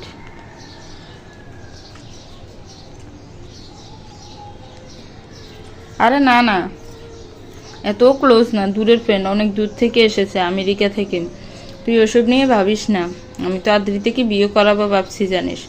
ওর জন্য বউ দেখছি, একদম তোর মতো কেউ, তুই হলেও চলবে। শেষের কথা একদম হালকা করে বললেন শায়লা মির্জা। কি বললে তুমি মামুনি? আরে মা, তুমি কি আমার বিয়ের কথা ছাড়া আর কিছু পাও না? ও এতদিন পর বাড়ি এসেছে, ওকে এমনিই দাঁড় করিয়ে রাখবে? আরে না মা, তুই বস, আমি খাবার আনি, কতদিন হয় তোকে মুখে তুলে খাওয়াই না। না মামুনি, আমি এখন কিছু খাবো না। কি বলে পাগলি মেয়ে আমার, আগে আসলে মামুনির হাতে খাবে বলে পাগল করতো, আর আজ আমি তোকে না খাইয়ে ছাড়বো ভেবেছিস? অতঃপর শায়লা মির্জা আখিকে খাবার টেবিলে বসে তার জন্য খাবার বাড়তে লাগলেন। আদ্রিত এবার পাশে চেয়ারে এসে বসলো, বাকিরা নিজেদের অবস্থানে বসলেন। আদ্রিত আখির দিকে ভীমহিত দৃষ্টিতে তাকাচ্ছে বারবার, যা রিঙ্কি খেয়াল করছে খুব প্রখরভাবে, যাতে বড্ড জ্বালা পড়া অনুভূতি হচ্ছে তার মনে। ইশিকা এদিকে সিয়ামকে কানে কানে বলল, দেখো না সিয়াম, আজ এতটা বছর পর ভাইয়ের চেহারাতে সেই খুশি, সেই ভালো লাগায় দেখতে পাওয়া যাচ্ছে, যেমনটা সেই 6 বছর আগে আখিকে দেখলে ভাইয়ের চেহারাতে বেশি উঠত। জানোই তো তুমি, আদ্রিত আখিকে কতটা ভালোবাসতো আর এখনও বাসে, কিন্তু আখির মনোভাব তো আমরা এখনও জানি না। আমার তো ভয় হচ্ছে আদ্রিতকে নিয়ে, যদি এবারও আখিকে পেতে ব্যর্থ হয়, তবে না আবার নিজের সাথে কিছু করে বসে। এমনটা বলো না তুমি, দেখবে আল্লাহ সব ঠিক করে দিবেন। রিদিকা ভাবতে ভাবতে পেরেশান, কে করলো তার সাথে এমনটা? বাড়িতে এসেই পুরাতন সকল ব্যবহার্য জিনিস ফেলে দিয়ে নতুন করে আনিয়েছে, কিন্তু চিন্তা তো মাথা থেকে নামছে না, কে করলো এমনটা? আবার যে করবে তার কি নিশ্চয়তা আছে? কিন্তু তার ব্যবহার্য জিনিসে কেই বা কিছু মেশাবে, আর কেমনে? ঘরের মানুষ ব্যতীত বাইরের কারো সাথেই তো রিদিকা তেমন কোনো মেলামেশা নেই। তার মানে কি আদিল, সুব্রতা বা মায়ের মধ্যে কেউ বিরুদ্ধে কিছু ষড়যন্ত্র করে চলছে? ব্যাপারটা কি আদৃশকে জানাবে সে? না, ভয় হচ্ছে তার বড্ড। পরে আদৃশ তাকে নিজের অযোগ্য মনে করে ছেড়ে দেয়। বিছানায় চিত হয়ে সরে আছে আদৃশ, মাঝে মধ্যে আর চোখে দেখছে রিদিকাকে, মনে চলছে হরেক চিন্তা। নিজের অযোগ্যতা সম্পর্কে কি রিদিকাকে তার জানানো উচিত? কি করবে সে ভেবে কুল পাচ্ছে না। সুব্রতা আখির সাথে আমার কথা হয়েছিল, আমি চাইছি ওর দেওয়া টাকা দিয়ে নিজেই একটা ব্যবসা খুলে, আর একটা বন্ধু আছে, তাছাড়া আখি বলেছে তার কাছেও একজন লোক আছে যে এমন ব্যবসা করতে চায়। আমরা 3 জন মিলে শেয়ারে একটা ব্যবসা খুলব, তারপর ব্যবসা বড় হলে আমরা নিজেরা নিজেদের ব্যবসা আলাদা করে নিতে পারবো। অভাগীটা কতই না করছে আমাদের জন্য, আর আমরা সেও ভালো ব্যবহারটা তার সাথে করে উঠতে পারছি না। কি হলো সুব্রতা, তুমি কাঁদছো কেন? আজ আখিকে পেয়েছিলাম, কিন্তু ধরা পড়ার ভয়ে আর ওর কথা চিন্তা করে পালিয়ে এসেছি ওর কাছ থেকে সুরের মতো। বেশি কথাও বলিনি। কি করবে বলো, আমরা যে নিরুপায়, কিন্তু খুব বেশি দিন থাকবো না, চিন্তা করো না। তা আখির সাথে তোমার যোগাযোগ আছে? কেউ জানে না তো? না না, আমি সম্পূর্ণ লুকিয়ে কথা বলছি ওর সাথে।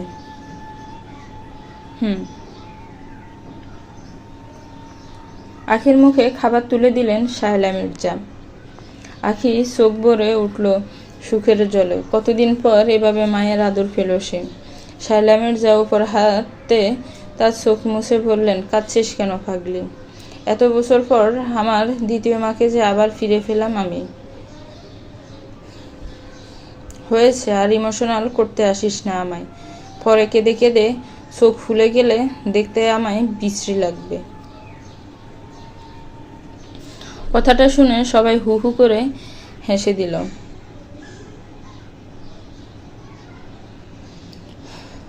অনেক করেও আখি আজ মির্জা হাউস থেকে বেরোতে পারলো না। শায়লা মির্জা তাকে যেতে দিবে না, ওনার এক কথায়। এখানে কয়েকদিন থাকতে হবে। ওনার বায়নার কাছে জিম্মি হলো আখি। কয়েকদিন থাকার মানসিকতা না থাকলেও আজ রাতটা থেকে যাওয়ার মন মানিয়ে নিল। যাক, অবশেষে আখি ফিরে আসলোই। এখনো এই আপদ আদৃশও নেই। সুখে থাকতে ভূতে কিল হয়েছিল ওকে, বুঝেনি তো এখনো কি হারাইছে। যাক, যা হয় ভালোর জন্যই হয়। আদৃশ আখিকে না ছাড়লে আমরা আদৃতের জীবনে আবার আখি কেমনে ফিরত? তোমার মাথা ঠিক আছে শায়লা? আমাদের ছেলের এখনো বিয়ে হয়নি, ওর জীবনেও এখনো কোনো দাগ লাগেনি। হ্যাঁ, কথাটা 6 বছর আগে হলে ঠিক ছিল, কারণ তখন আখিও অবিবাহিত ছিল, তার জীবনে কোনো কলঙ্ক ছিল না, কিন্তু এখন আখি ডিভোর্সি। তাও মেনে নেওয়া যেত, কিন্তু আদৃশকে ছেড়েছে ও মা হতে পারবে না বলে। কথাটা তুমি জানো? এত কিছুর পরেও তুমি বলবে আখিকে ঘরের বউ বানাতে? তুমি কথাটা কেমনে বলতে পারলে আরিয়ান? আখিকে তুমি আমি সবসময় ইশিকার মতো করেই দেখেছি। সেই প্রথম থেকেই আমি আখিকে আমার আদ্রিতের বউ করে ঘরে নিয়ে আসার স্বপ্ন দেখে এসেছি। কি হয়েছে? কি হয়েছে? ও ডিভোর্সি তো? কি হয়েছে? ও মা হতে পারবে না তো? সি আরিয়ান, এত শিক্ষিত হয়েও তুমি এমন মানসিকতা রাখো? আজকাল অনেক ব্যবস্থা থাকে নিজের সন্তান পাওয়ার, টাকা থাকলে এমন অনেক পাওয়া যায়। তাছাড়া আখি আদ্রিত দুজনেই ডাক্তার। আচ্ছা একটা কথা বলো, তুমি আমি আল্লাহ না চান যদি এমন সব কিছু আমাদের ইশিকার সাথে হতো, তখনও কি তুমি এমনটা বলতে ওকে নিয়ে? দেখো শায়লা, তুমি আমায় ভুল ভাবছ। আখিকে আমিও যথেষ্ট ভালোবাসি, ও আমার কাছে ইশিকার মতোই, কিন্তু এর মানে এটা নয় যে অনুভূতিতে বেশি যুক্তিগত দিক ভুলে যাব।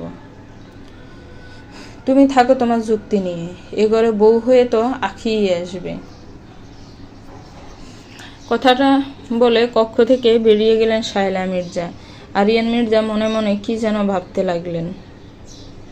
আদৃতদের বিশাল বাড়ির একটা গেস্ট রুম আখির জন্য রেডি করা হয়েছে। কক্ষটা বেশ ভালোই লাগলো আখির। সাথে করে এক্সট্রা কাপড় তো আনেনি, তাই ইশিকা নিজের একটা নতুন 3 পিস পরতে দিল তাকে।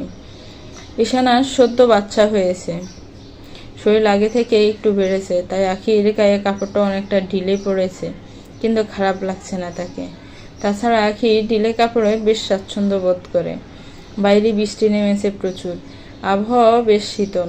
কেমন জানি মনে ভালোবাসা ভালো লাগার এক আচমকা অনুভূতির সৃষ্টি করে উন্মুক্ত এই আবহাওয়া। বেশি আসা মৃদু হাওয়া শরীরে যেমন শীতলতার অনুভূতি দেয়, তেমনই মনে এনে দেয় এক আলাদা তৃপ্তি। আজ হঠাৎ করেই আবার মনে পড়েছে বিশ্বাসঘাতক সেই প্রেমিক পুরুষের কথা।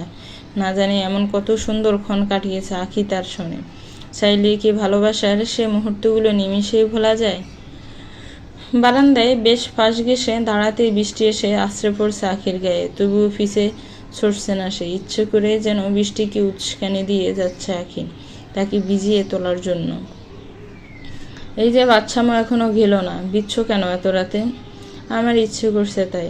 আপনি কেন এসেছেন এত রাতে এখানে? জ্বর শরীরও বাহাদুরি যায় না, তাই না? আমি বাহাদুরি করলাম কোথায়? দুর্বল শরীর নিয়ে মাঝরাতে ঘরে ঘুরে বেড়ানো বাহাদুরি নয়তো কি? কি হয়েছে? হয়েছে, বাহাদুরি করব আমি। তোমার সাথে এমনটা না করলে হবে না। চুপচাপ এসো ওখান থেকে, আবহাওয়া ভালো না, জ্বর আসবে। আসলে আসুক, ভিজবো আমি। যান আপনি গিয়ে ঘুমান। তাছাড়া আপনার মতো ঠুসঠাস করে জ্বর আমার আসে না। তবে আসবে না তুমি? না। এত জেদি কেন তুমি বলো তো? জেদ আমার রক্তে মেশা, তাই।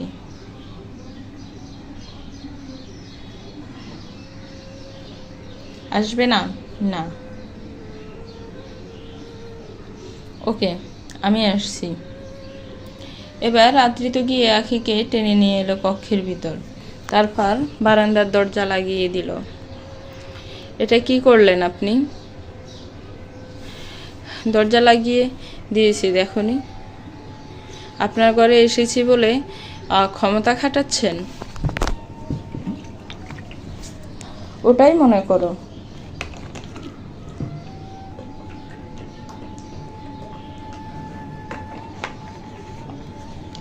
আপনি কখনো বদলাবেন না, নিরামিষ তো নিরামিষই থাকে।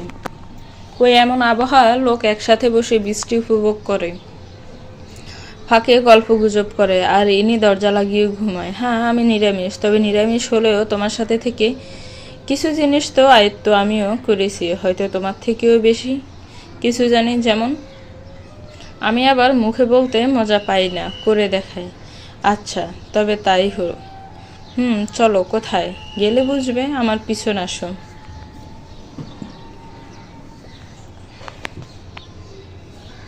আখি আদৃতর পিছনে গেল। ঘরের ভিতরের পিছন দিকটায় বড় একটা খোলা জায়গা, যাতে বেশ বড় একটা জানালা দরজার নেই, বারান্দার মতো। বাইরের দিকে দিকে তার, তবে ভিতরের দিকে কাছের দরজার সামনে পর্দা লাগানো। সেখানে বসার জন্য অনেক বড় করে জায়গা বানানো। সেখানটায় বসে বাগানের দিকটা সম্পূর্ণ চোখ ভরে দেখা যায়। জায়গাটা আখির বরাবরই প্রিয় ছিল। যখনই আসতো এখানেই বসে থাকতো সারাদিন। আদ্রিতের সাথে আড্ডায় আবদার করতে এখানটায়। এবার ছোটে এসে জানালার পাশ লেগে বসলো আখি। আদ্রিতও তার পাশে এসে বসল। দেখলে এখন বৃষ্টিও উপভোগ করতে পারবে, আর ভিজবেও না। তবে এতে আপনার কোনো ক্রেডিট নেই, জায়গাটা আগে থেকে বানানো। আইডিয়া তো আমি দিলাম। তা মানা যায়, কারণ আপনার ওই নিরামিষ মাইন্ডে এত সুন্দর আইডিয়া আগে কখনো আসতো না। আগে তো একটু সময় আমার সাথে বসে কথা বলার জন্য বললে মনে হতো আপনার কাছ থেকে আপনার পান ছাওয়া হয়ে গেছে। যাক, এখন তো নিজে থেকে একটু কথা বলার সুযোগ বানিয়ে নেন। ভুল তো মানুষ সারা জীবন করে যায় না, এক সময় তো তা শুধরায়। যাক, অবশেষে যখন ভুল ধরতে পেরেছেন, তবে আর সাজাটাও নইলে দিই। কি সাজা দিবে? বেশি কিছু না, ঘুমের ডুলোমুলো হয়ে পড়ার আগ অবধি আমার সাথে এখানে বসে গল্প করতে হবে, যদি আপনার অসুস্থ শরীর মানে তবে। আরে না, জ্বর একটু সকালে ছিল, এখন একদম নেই। ভালো লাগবে তোমার সাথে আড্ডা দিতে। যাক, নিরামিষতা কাটলো তবে। তা আড্ডাতে কি আমাকে রাখা যাবে? রিঙ্কি সেখানে হঠাৎ আগমনে অল্পতে হাসি মুখটা মলিন হলো আদ্রিতের। আখির সাথে অনেকদিন পর এমন একা সময় পার করার সুযোগ পেয়েও হাতছাড়া হয়ে গেল তার। আখি হেসে জবাব দিল, আরে কেন নয়, এসো রিঙ্কি, 2 থেকে তো 3 ভালোই। রিঙ্কি এসে আদ্রিতের বেশ পাশ হয়ে বসলো। আখির কেমন জানি ভালো লাগলো না বিষয়টা, তবুও মানিয়ে নেওয়ার চেষ্টা করলো। তবে আদ্রিত অনেকটা সরে গেল সাথে সাথে। তা আখি, তোমার কথা অনেক শুনেছি আদ্রিতের কাছে, তাছাড়া এখন ইশিকার কাছ থেকেও শুনে এলাম। ভালোই নাম করে ফেলেছ তুমি কম দিনে। ধন্যবাদ। তা তোমার আর আদ্রিতের পরিচয় কেমনে? আমেরিকাতে দুজন একই হাসপাতালে ছিলাম, একসাথে কাজ করতাম দুজন। ওখানে তো আমাদের বেশ নাম ছিল, শুধু ডাক্তারি যোগ্যতার জন্য না। একসাথে আমরা এত থাকতাম যে অনেকে আমাদের গার্লফ্রেন্ড বয়ফ্রেন্ড মনে করত। আসলে আদ্রিত চাইলে হয়তো এতদিনে বিয়েও করে নিতাম আমরা। হা হা। ও, রিঙ্কির কথায় কেন জানি অনেকটা খারাপ লাগলো আখি। কেমন যেন ঠিক তেমনটাই অনুভব হলো, যেমনটা ঠিক 6 বছর আগে আদ্রিতের পাশে কোনো মেয়েকে দেখলে হতো। পার্থক্য শুধু এটাই, তখন আখি এতে অতিরিক্ত প্রতিক্রিয়া করতো, সবার সামনে আদ্রিতের ওপর অধিকার ফেলাতো, তাকে নিজের বলে দাবি করত। বর্তমানে যার এক অংশ করার মানসিকতা আখির নেই, তাই ফানসে মুখে অল্প জবাবটা দিল। এদিকে আদ্রিতের মনে ভয় জন্মালো, এই রিঙ্কি ভারিয়ে কেন বলছে এসব, আখি না আবার আমায় ভুল বুঝে যায়। আরে তেমন কিছু না আখি, ওর তো ভারিয়ে বলার স্বভাব সব সময়। ও শুধুই আমার ভালো বন্ধু, এর থেকে বেশি কিছু না। হয়েছে, আর ডাকতে হবে না। তোমার কি মনে হয় আখি এত হট মেয়ের সাথে কেউ এত বছর ধরে জাস্ট ফ্রেন্ড সম্পর্কে থাকে? তা তুমি বলো তোমার খবর। শুনেছি বিয়ে করেছিলে, ডিভোর্সও হয়ে গেছে। এখন ফিউচার প্ল্যান কি? দ্বিতীয় বিয়ে করবে নাকি? সবগুলো কথাই যেন আখির মনে দাগ কেটে গেল। সোজা সাপটা জবাবে বলল আখি, এমনটা তো জরুরি নয়, জীবনে একজন চলে গেছে বলে আরেকজনকে নিয়ে আসতেই হবে। জীবনটা একাও কাটানো যায়। তা যায়, কিন্তু আদ্রিতের মতো সুদর্শন পুরুষ সামনে থাকলে কিন্তু নিজেকে ঠিক রাখা অসম্ভব। তুমি আবার ওর দিকে নজর দিয়ে বসো না। হা হা। এসব কি বলছো তুমি রিঙ্কি? আরে আদ্রিত, তুমি রাখছো কেন? I am just kidding. তোমার কি আমার কথায় খারাপ লেগেছে আখি? মজাই তো করছিলাম। না না, খারাপ লাগবে কেন? মোটেও খারাপ লাগেনি। তা আপনারা গল্প করুন, আমি চলি, ঘুম পাচ্ছে। আখি, কথা শোনো আমার। আখি আদ্রিতের পিছু ডাকে কান না দিয়েই চলে যায়। আদ্রিতা এবার বেশ রেগে বলে, তুমি আমার রাগ সম্পর্কে খুব ভালোভাবে জানো রিঙ্কি। তুমি আজ আমার বাড়ির মেহমান, না হলে আখির সাথে এমন ব্যবহার করার পরিমাণ কি হতে পারে দেখিয়ে দিতাম। আমার আখির চেহারায় মনিলতা আমার সহ্য হয় না। সামনে থেকে এমন কিছু করার আগে ভেবে নিও। আদ্রিত বেগতিক পায়ে গেল এবার আখির পিছন। রিঙ্কি পায়ের উপর পা তুলে জায়গায় বসে মুচকি হাসল।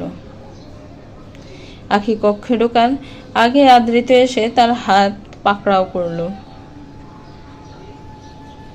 আখি শোনো আমার কথা, এই রিঙ্কির কথায় মন খারাপ করো না। ও আসলে গায়ে পড়া একটা মেয়ে, তাছাড়া কাকে কি বলতে হয় সেই জ্ঞান ওর নেই।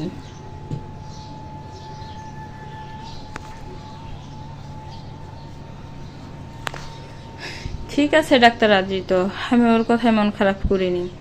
আমি ঠিক আছি, রাত অনেক হয়েছে, গিয়ে ঘুমিয়ে পড়ুন। জ্বর তো দেখি এখনো আছে, যান গিয়ে ঘুমান।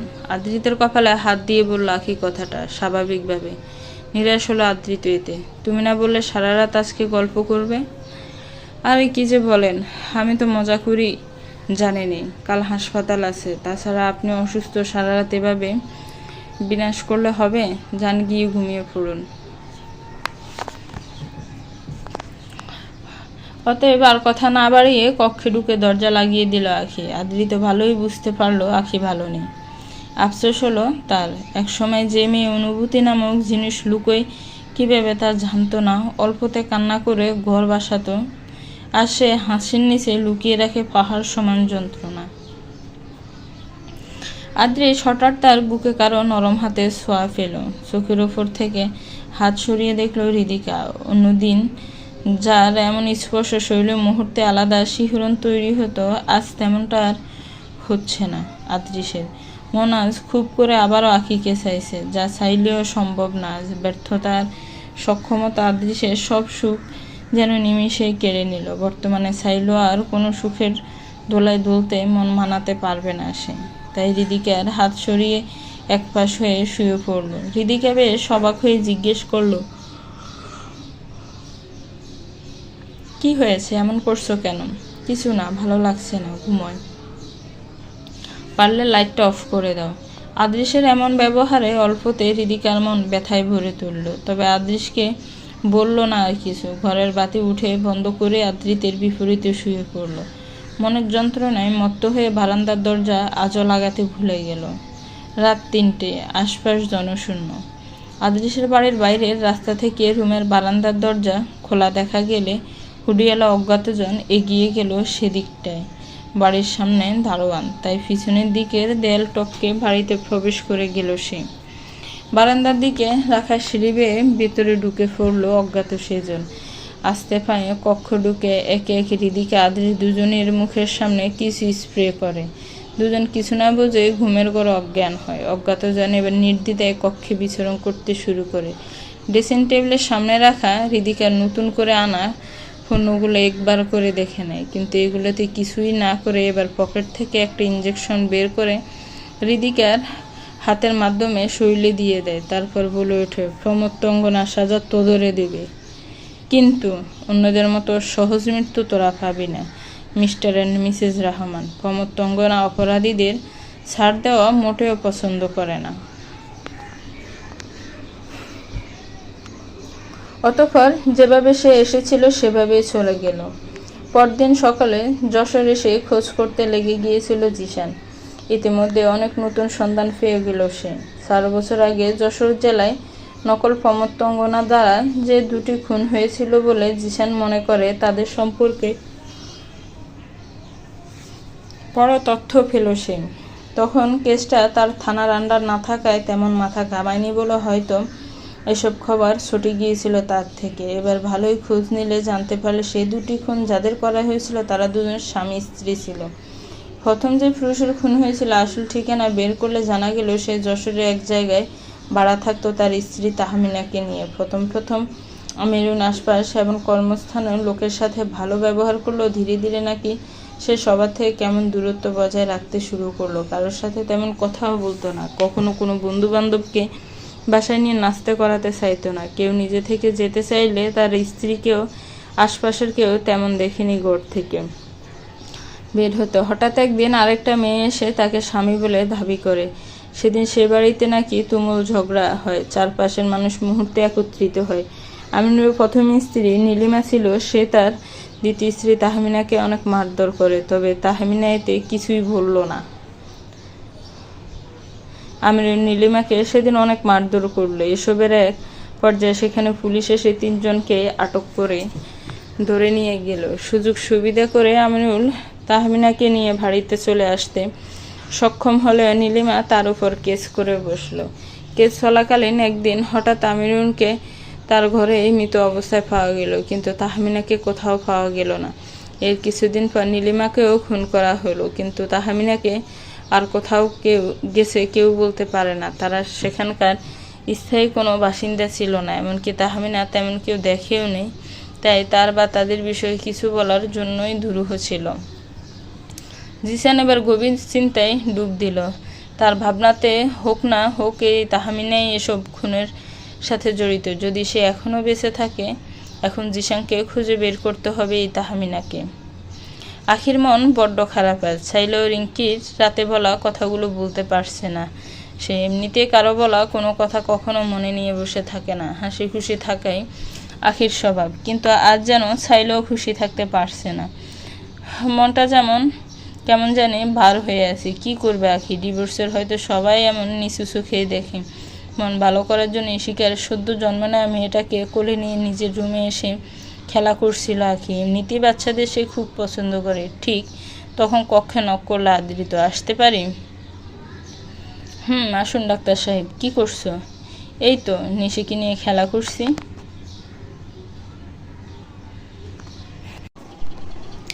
শুধু খেলা করবেই? হাসপাতালও তো যেতে হবে, আর তার আগে নাস্তা করতে হবে। চলো।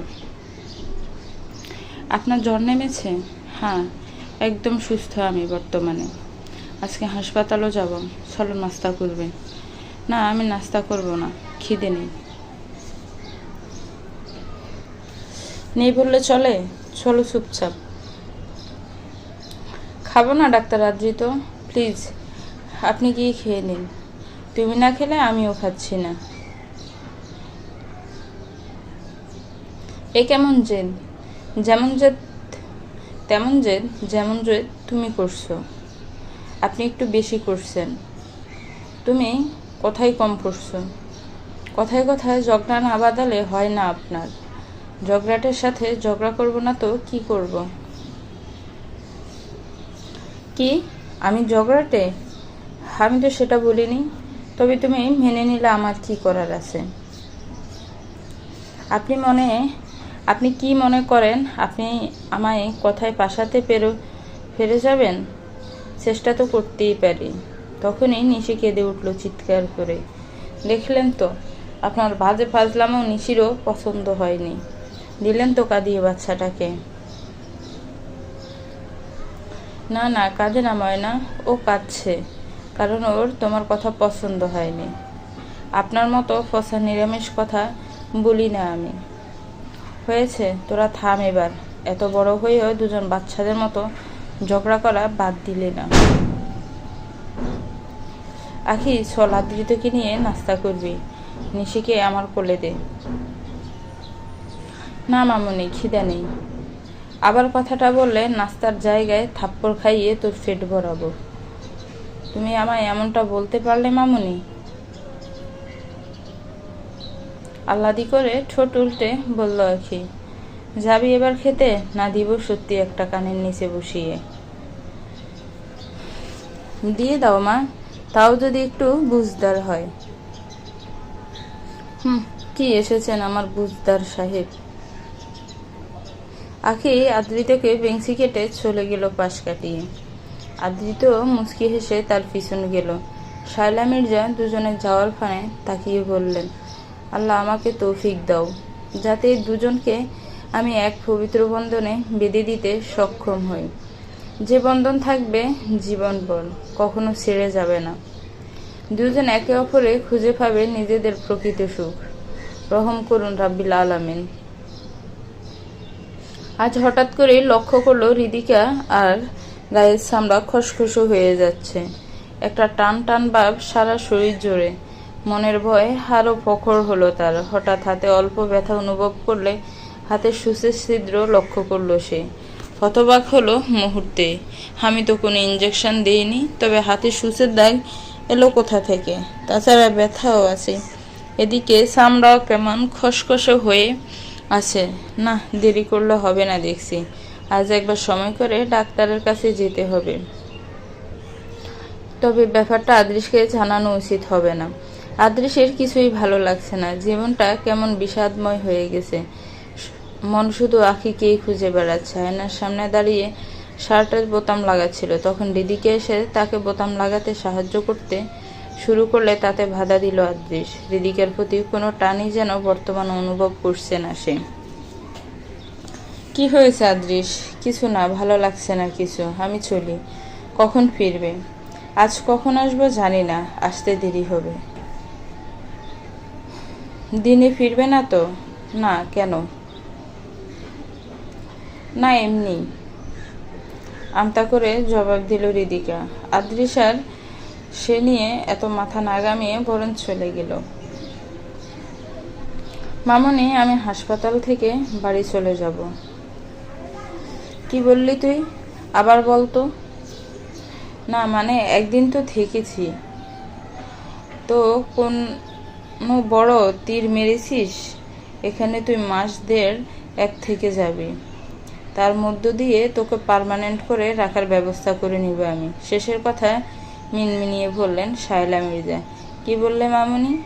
না, বললাম যে তুই এখন যাবি না, কিন্তু মাস দেড় এক তো বেশি হয়ে যায়। তো কি হলো? বুঝেছি, আমি তো তোর নিজের মা না, তাই এমন করছিস। নিজের মা হলে তো এমন কখনো করতি না। তুমি কিন্তু আমায় ইমোশনাল ব্ল্যাকমেল করছো মামনি। হ্যাঁ, আমার অনুভূতি তো নাটক মনে হবে তোর কাছে। যা, চলে যা, আমার আর কাউকে প্রয়োজন নেই। কি বলছেন মামনি এসব? আচ্ছা ঠিক আছে, দেড় দুই মাস না থাকলেও কিছুদিন থেকে যাবে। এবার খুশি? এই তো আমার লক্ষ্মী মেয়ে। অনেক সন্ধানের পর জিসান পেল আমিনুলের ঘনিষ্ঠ এক বন্ধুর খোঁজ। আমিনুলকে প্রায় সময় তার সাথে দেখা যেত। অনেকের মুখ থেকে খবরটা জানতে পারল জিসান। এবার বের করলো তার বাড়ির ঠিকানা, কিন্তু তার বাড়িতে গিয়ে যা শুনলো তা শোনার জন্য মোটেও প্রস্তুত ছিল না সে। লোকটির নাম মিশু। ঘরে তার স্ত্রী আর দুটো সন্তান আছে। মিশু আর আমিরুল সম্পর্কে মিশুর স্ত্রীর কাছে জানতে চাইলে মহিলাটি জানান, স্যার, আমার স্বামী মিশু হাসান একটা ছোট কোম্পানিতে কাজ করতেন। ওনার সাথে কাজ করতো আমিনুরুলও। ওখান থেকেই দুজনের পরিচয়। কম দিনেই দুজনের সম্পর্ক ঘনিষ্ঠ বন্ধুত্বে পরিণত হয়। আমিনুল প্রায় আমাদের বাড়িতে আসতো, তবে তার স্ত্রী তাহমিনাকে কখনো আনা হয়নি। দাওয়াত দিলেও সে আসতে চায়নি কখনো। উল্টা আমিরুল বলতো তাহমিনা নাকি আমিনুলের অন্যদের সাথে মেলামেশা তেমন পছন্দ ছিল না, আর আমিনুল তাকে খুব ভালোবেসে তাকে হারাতে চায় না। আমিনুলের আগের স্ত্রী ছিল ঢাকাতে নিজস্ব বাড়ি আছে আমিনুলের।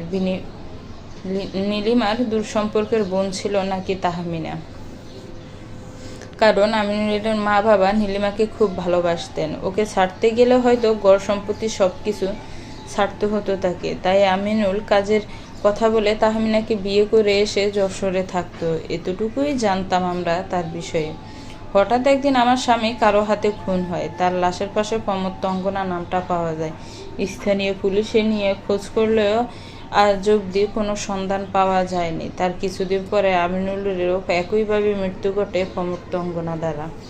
কথাগুলো শুনে জিসান জায়গায় স্থির হয়ে যেন থাকতে পারছে না। রহস্য খুলতে এসে রহস্যের মার পেছে তলিয়ে যাচ্ছে জিসান। খুনির সন্ধান করতে গিয়ে খুনের সংখ্যা অজস্র বেরিয়ে আসবে। এবার আবার জিজ্ঞেস করলো জিসান তাকে, আচ্ছা, আমিনুল ঢাকায় কোথায় থাকতো সেটা কি আপনি জানেন? না স্যার। আমিনুল তার আর তাহমিনার ব্যাপারে তেমন কিছু বলতে চাইতো না। কেমন জানি রহস্যের নিচে চাপা রাখতো সব। মিশু বলতেন আমিনুল তার ব্যাপারে কিছুই বলে না। যা সব জেনেছিলাম তা নাকি আমিনুল কখনো কখনো মুখ ফসকে বলে ফেলতো ওনাকে। তাহমিনার কোনো ছবি হবে বা তাকে কখনো দেখেছো? না স্যার। আসি তাহলে। জিসান আবার নিরাশ হয়ে ফিরে এলো। তাকে এবার আমিনুলের আসল বাড়ির ঠিকানা পেতে হবে। ওখানে গেলে হয়তো কোনো সন্ধান পাওয়া যেতে পারে। হৃদিকা বসে আছে ডাক্তারের চেম্বারে। আদৃশ বেরিয়ে যেতে হৃদিকা বেরিয়ে এসেছিল। ডাক্তার আবারও তাকে চেক আপ করলেন। সে তার হাতের ব্যাপারে বলল ওনাকে। এবার ডাক্তার বললেন, মিসেস হৃদিকা রহমান, আপনার শরীরে যে ভাইরাসটা পাওয়া গেছে তা নিয়ে আমি অনেক রিসার্চ করেছি। অতঃপর এই বিষয়ে অনেক কিছুই জানতে পারলাম আমি। ভাইরাসটা মানুষের শরীরে বা অন্য কোথাও কোনো নিজে থেকে জন্ম নেওয়ার কোনো যোগ্যতা রাখে না। এটা সম্পূর্ণ মনুষ্য সৃষ্টি। এটা কোনো মাধ্যম খুঁজে কারো শরীরে পৌঁছানোর জন্য, আর শরীরে ঢুকে শরীরের কর্মক্ষমতা নষ্ট করে দেয়, যাতে অল্প বয়সে বার্ধক্যের ভাব চলে আসবে। ধীরে ধীরে শরীর অচল হয়ে পড়বে। এটার অংশ অনুযায়ী এর মোট 3 অংশ পূর্ণাঙ্গ কাজের জন্য এর প্রথম অংশ অল্প আকারে দিতে হবে, আর পরের অংশ এর থেকে বেশি আকারে, তারপরের অংশ এর থেকে বেশি। 3 ডোজে একজনকে জীবন্ত লাশে পরিণত করতে সক্ষম। এ কি বলছেন ডাক্তার? তার মানে কি আমার শরীরে 2 ডোজ দেওয়া হয়ে গেছে? আপনার কথা মতো আপনার শরীরে ইনজেকশন পুশ করা হয়েছে, আপনি তা বুঝতে পারেননি। এর মানে তো এটাই মনে হয় আপনার শরীরে 2 ডোজ দেওয়া শেষ, তাও টেস্ট করে দেখতে হবে আবার। এর থেকে বাঁচার কি কোনো রাস্তা নেই ডাক্তার? দেখুন, আমি ওষুধ লিখে দিতে পারবো, কিন্তু কাজ করার কোনো নিশ্চয়তা নেই। যেহেতু ভাইরাস নতুন, তাই এত তাড়াতাড়ি তার পথ দেওয়ার সামর্থ্য বর্তমানে কোনো ডাক্তারের থাকবে না। তবে হ্যাঁ, যে এটা বানিয়েছে তার কাছে এর প্রতিষেধক নিশ্চয়ই থাকবে। ভাইরাসটা যে বানিয়েছে সে নির্ঘাত কোনো বিজ্ঞ দক্ষ একজন, যে বিজ্ঞান সম্পর্কে প্রচুর জ্ঞান রাখে। যেহেতু আপনার সাথে সে এমন করেছে, তবে নিশ্চিত তার আপনার সাথে ব্যক্তিগত কোনো সমস্যা। আপনি তাকে শনাক্ত করুন, তারপর তার সাথে সব কিছু মিটিয়ে নিন। এতেই প্রাণ রক্ষা পাবেন আপনি। আখি আজ আদ্রিতের গাড়িতে হাসপাতাল যাচ্ছে। আদ্রিত আখির ড্রাইভারকে আখির বাড়িতে পাঠিয়ে দিয়েছে, আর বায়না ধরেছে আখি তাদের বাড়িতে যতদিন থাকবে আদ্রিতের গাড়িতেই সেখানে যাওয়া যাবে। আজকে ড্রাইভার আনেনি আদ্রিত। অনেকদিন পর আখির সাথে একা সময় পার করার সুযোগ কি সে এমনি যেতে দিবে? বর্তমানে ড্রাইভ করছে আদ্রিত। আখি চুপচাপ গাড়ির জানালা দিয়ে বাইরের দিকে তাকিয়ে আছে। আদ্রিত মনে মনে বলে চলছে, আফসোস হয় আখি, একদিন যে আখি সারাদিন কথা বলে আমাকে বিরক্ত করত, গাড়িতে আমার সাথে একা ভ্রমণ করার জন্য না জানি কি করত। একবার আমাকে একা পেলে জীবনের সব গল্প অল্প মুহূর্তে বলে দেওয়ার প্রচেষ্টায় থাকতো। সেই আখি আজ এত চুপচাপ। সব কিছুই ওই ফালতু আদৃশের জন্য হয়েছে। আমি কথা দিলাম আখি, ছাড়বো না ওই আদৃশকে। তোমার সুখ কেড়ে নেয় এমন লোককে আমি দূর থেকে রাখবো তোমার থেকে। হঠাৎ আখি বলে উঠল, গাড়ি থামান ডাক্তার আদিত। আখির কথায় জায়গা থেকে দেখে গাড়ি দাঁড় করালো আদ্রিত। কি হয়েছে আখি? সুব্রতা আপু বাড়ির বাজার করছে দেখি। উনি তো কখনো বাজার করতে আসে না। বাড়ির কর্মচারীগুলো বাজার করে। দাঁড়ান, আমি কথা বলে আসি। আখি নেমে গেলে আদ্রিত তার পিছনে নেমে যায়। আখি গিয়ে সুব্রতার হাত পাকড়াও করে। হঠাৎ আখিকে এভাবে দেখে হকচকিয়ে উঠে সুব্রতা। আপু, তুমি এখানে কি করছো? তুমি সবজি কিনতে এলে কেন? ঘরের কর্মচারীগুলো কই? ওই আসলে আখি দুজনেই কাজ ছেড়ে দিয়েছে। নতুন কাজের লোক তো আর তাড়াতাড়ি করে পাওয়া যায় না। আর আদিল একটা কাজে গেছে, ওই যে ব্যবসা খুলছে তোমার কথায়, ওটারই কাজ। তাই আমি চলে আসলাম। আমি নতুন কাজের লোকের ব্যবস্থা করে দিব। ভাইয়াকে বলো ব্যাপারটা আদৃশকে না জানাতে। না, তোমাকে কষ্ট করতে হবে না আখি, কাজের লোক আর লাগবে না। লাগলে আদৃশ দেখবে। আমি বরং আসি, কাজ আছে। সুব্রতা চলে যেতে নিলে তার হাতে বেশ গাঢ় হয়ে ফুলে ওঠা খামচির দাগ দেখতে পেল। এ কি হয়েছে তোমার হাতে আপু? কে করলো এসব? আরে কিছু না, রিহান দুষ্টামি করেছে এসব। চলি এবার। অতঃপর সুরের মতো পালিয়ে গেল সুব্রতা। আখি হতভম্ব হয়ে দাঁড়িয়ে রইলে সেখানে। আসরটা রিহানে দেওয়া বলে মোটেও মনে হলো না আখির, বরং মনে সৃষ্টি হলো অন্য এক সন্দেহের। আখি আবারও চুপচাপ গাড়ির জানালা দিয়ে বাইরে দেখছে, আর আদ্রিত ড্রাইভ করছে। এবার নীরবতা ভেঙে বলল আদ্রিত, আখি, আমি জানি তুমি রিঙ্কির ব্যাপার নিয়ে আপসেট। আসলে ও সহ্যের বাহিরে একটা ব্যক্তিত্ব। ওর কথা আমি কখনো কানে নেই না, কিন্তু ও তোমাকে এভাবে কথা বলবে বলে ভাবিনি। তুমি মন খারাপ করো না, ওকে আমেরিকা পাঠিয়ে দেওয়ার ব্যবস্থা করছি আমি। আমেরিকা কেন পাঠাবেন? বিয়ে করে নিন ওকে, দেখতে তো সুন্দরী, তাছাড়াও অ্যাডাল্ট, আপনাকে পছন্দ করে, তবে ক্ষতি কিসে? আর কতকাল একা থাকবেন? কারোর জন্য তো জীবন আটকে থাকে না। ডাক্তার সানিয়ার সাথে কি হয়েছিল আপনার তা আমি জানি না, তবে আপনার জীবনকে দ্বিতীয় সুযোগ দেওয়া উচিত বলে আমার মনে হয়। আদ্রি থেকেও জীবনে অন্য কারোর সাথে এগিয়ে যেতে বলতে বুকে বড্ড পীড়া অনুভব করছিল আখি, তবুও তাতে মন দিল না। নতুন কোনো মনের অনুভূতির ডাকে সাড়া দিতে চায় না সে। একদিন যে আদ্রি থেকে খুব করে চেয়েছিল, তাই হয়তো আজও তাকে অন্য কারোর সাথে এগিয়ে যাওয়ার কথা বলতে খারাপ লাগছে। এদিকে বাকরুদ্ধ হলো আদৃত। প্রথমত বুক ফেটে যাচ্ছে এটা ভেবে যে আখি কখনো তার মুখে কোনো মেয়ের নাম শুনতে রাজি ছিল না, সেই আখি আজকে তাকে অন্যের সাথে জীবনে এগিয়ে যাওয়ার কথা বলছে। আর দ্বিতীয়ত আখি ডাক্তার সানিয়াকে নিয়ে কথাটা পেরেশান করে তুলল তাকে। আখির এমন কথার মানে বুঝে উঠতে না পেরে প্রশ্ন করে বসলো সে, ডাক্তার সানিয়ার সাথে আবার কি হবে আমার? ওর সাথে কিছু থাকলে তো কিছু হবে। আমি তোমার কথার মানে বুঝতে পারছি না আখি, পরিষ্কার করে বলো। গল্পটা কেমন লেগেছে একটি কমেন্টস করে জানাবেন। গল্পটার পরবর্তী পার্ট খুব শীঘ্রই আসবে। আর আমার চ্যানেলটাকে প্লিজ সাবস্ক্রাইব করবেন, যারা অলরেডি সাবস্ক্রাইব করে রেখে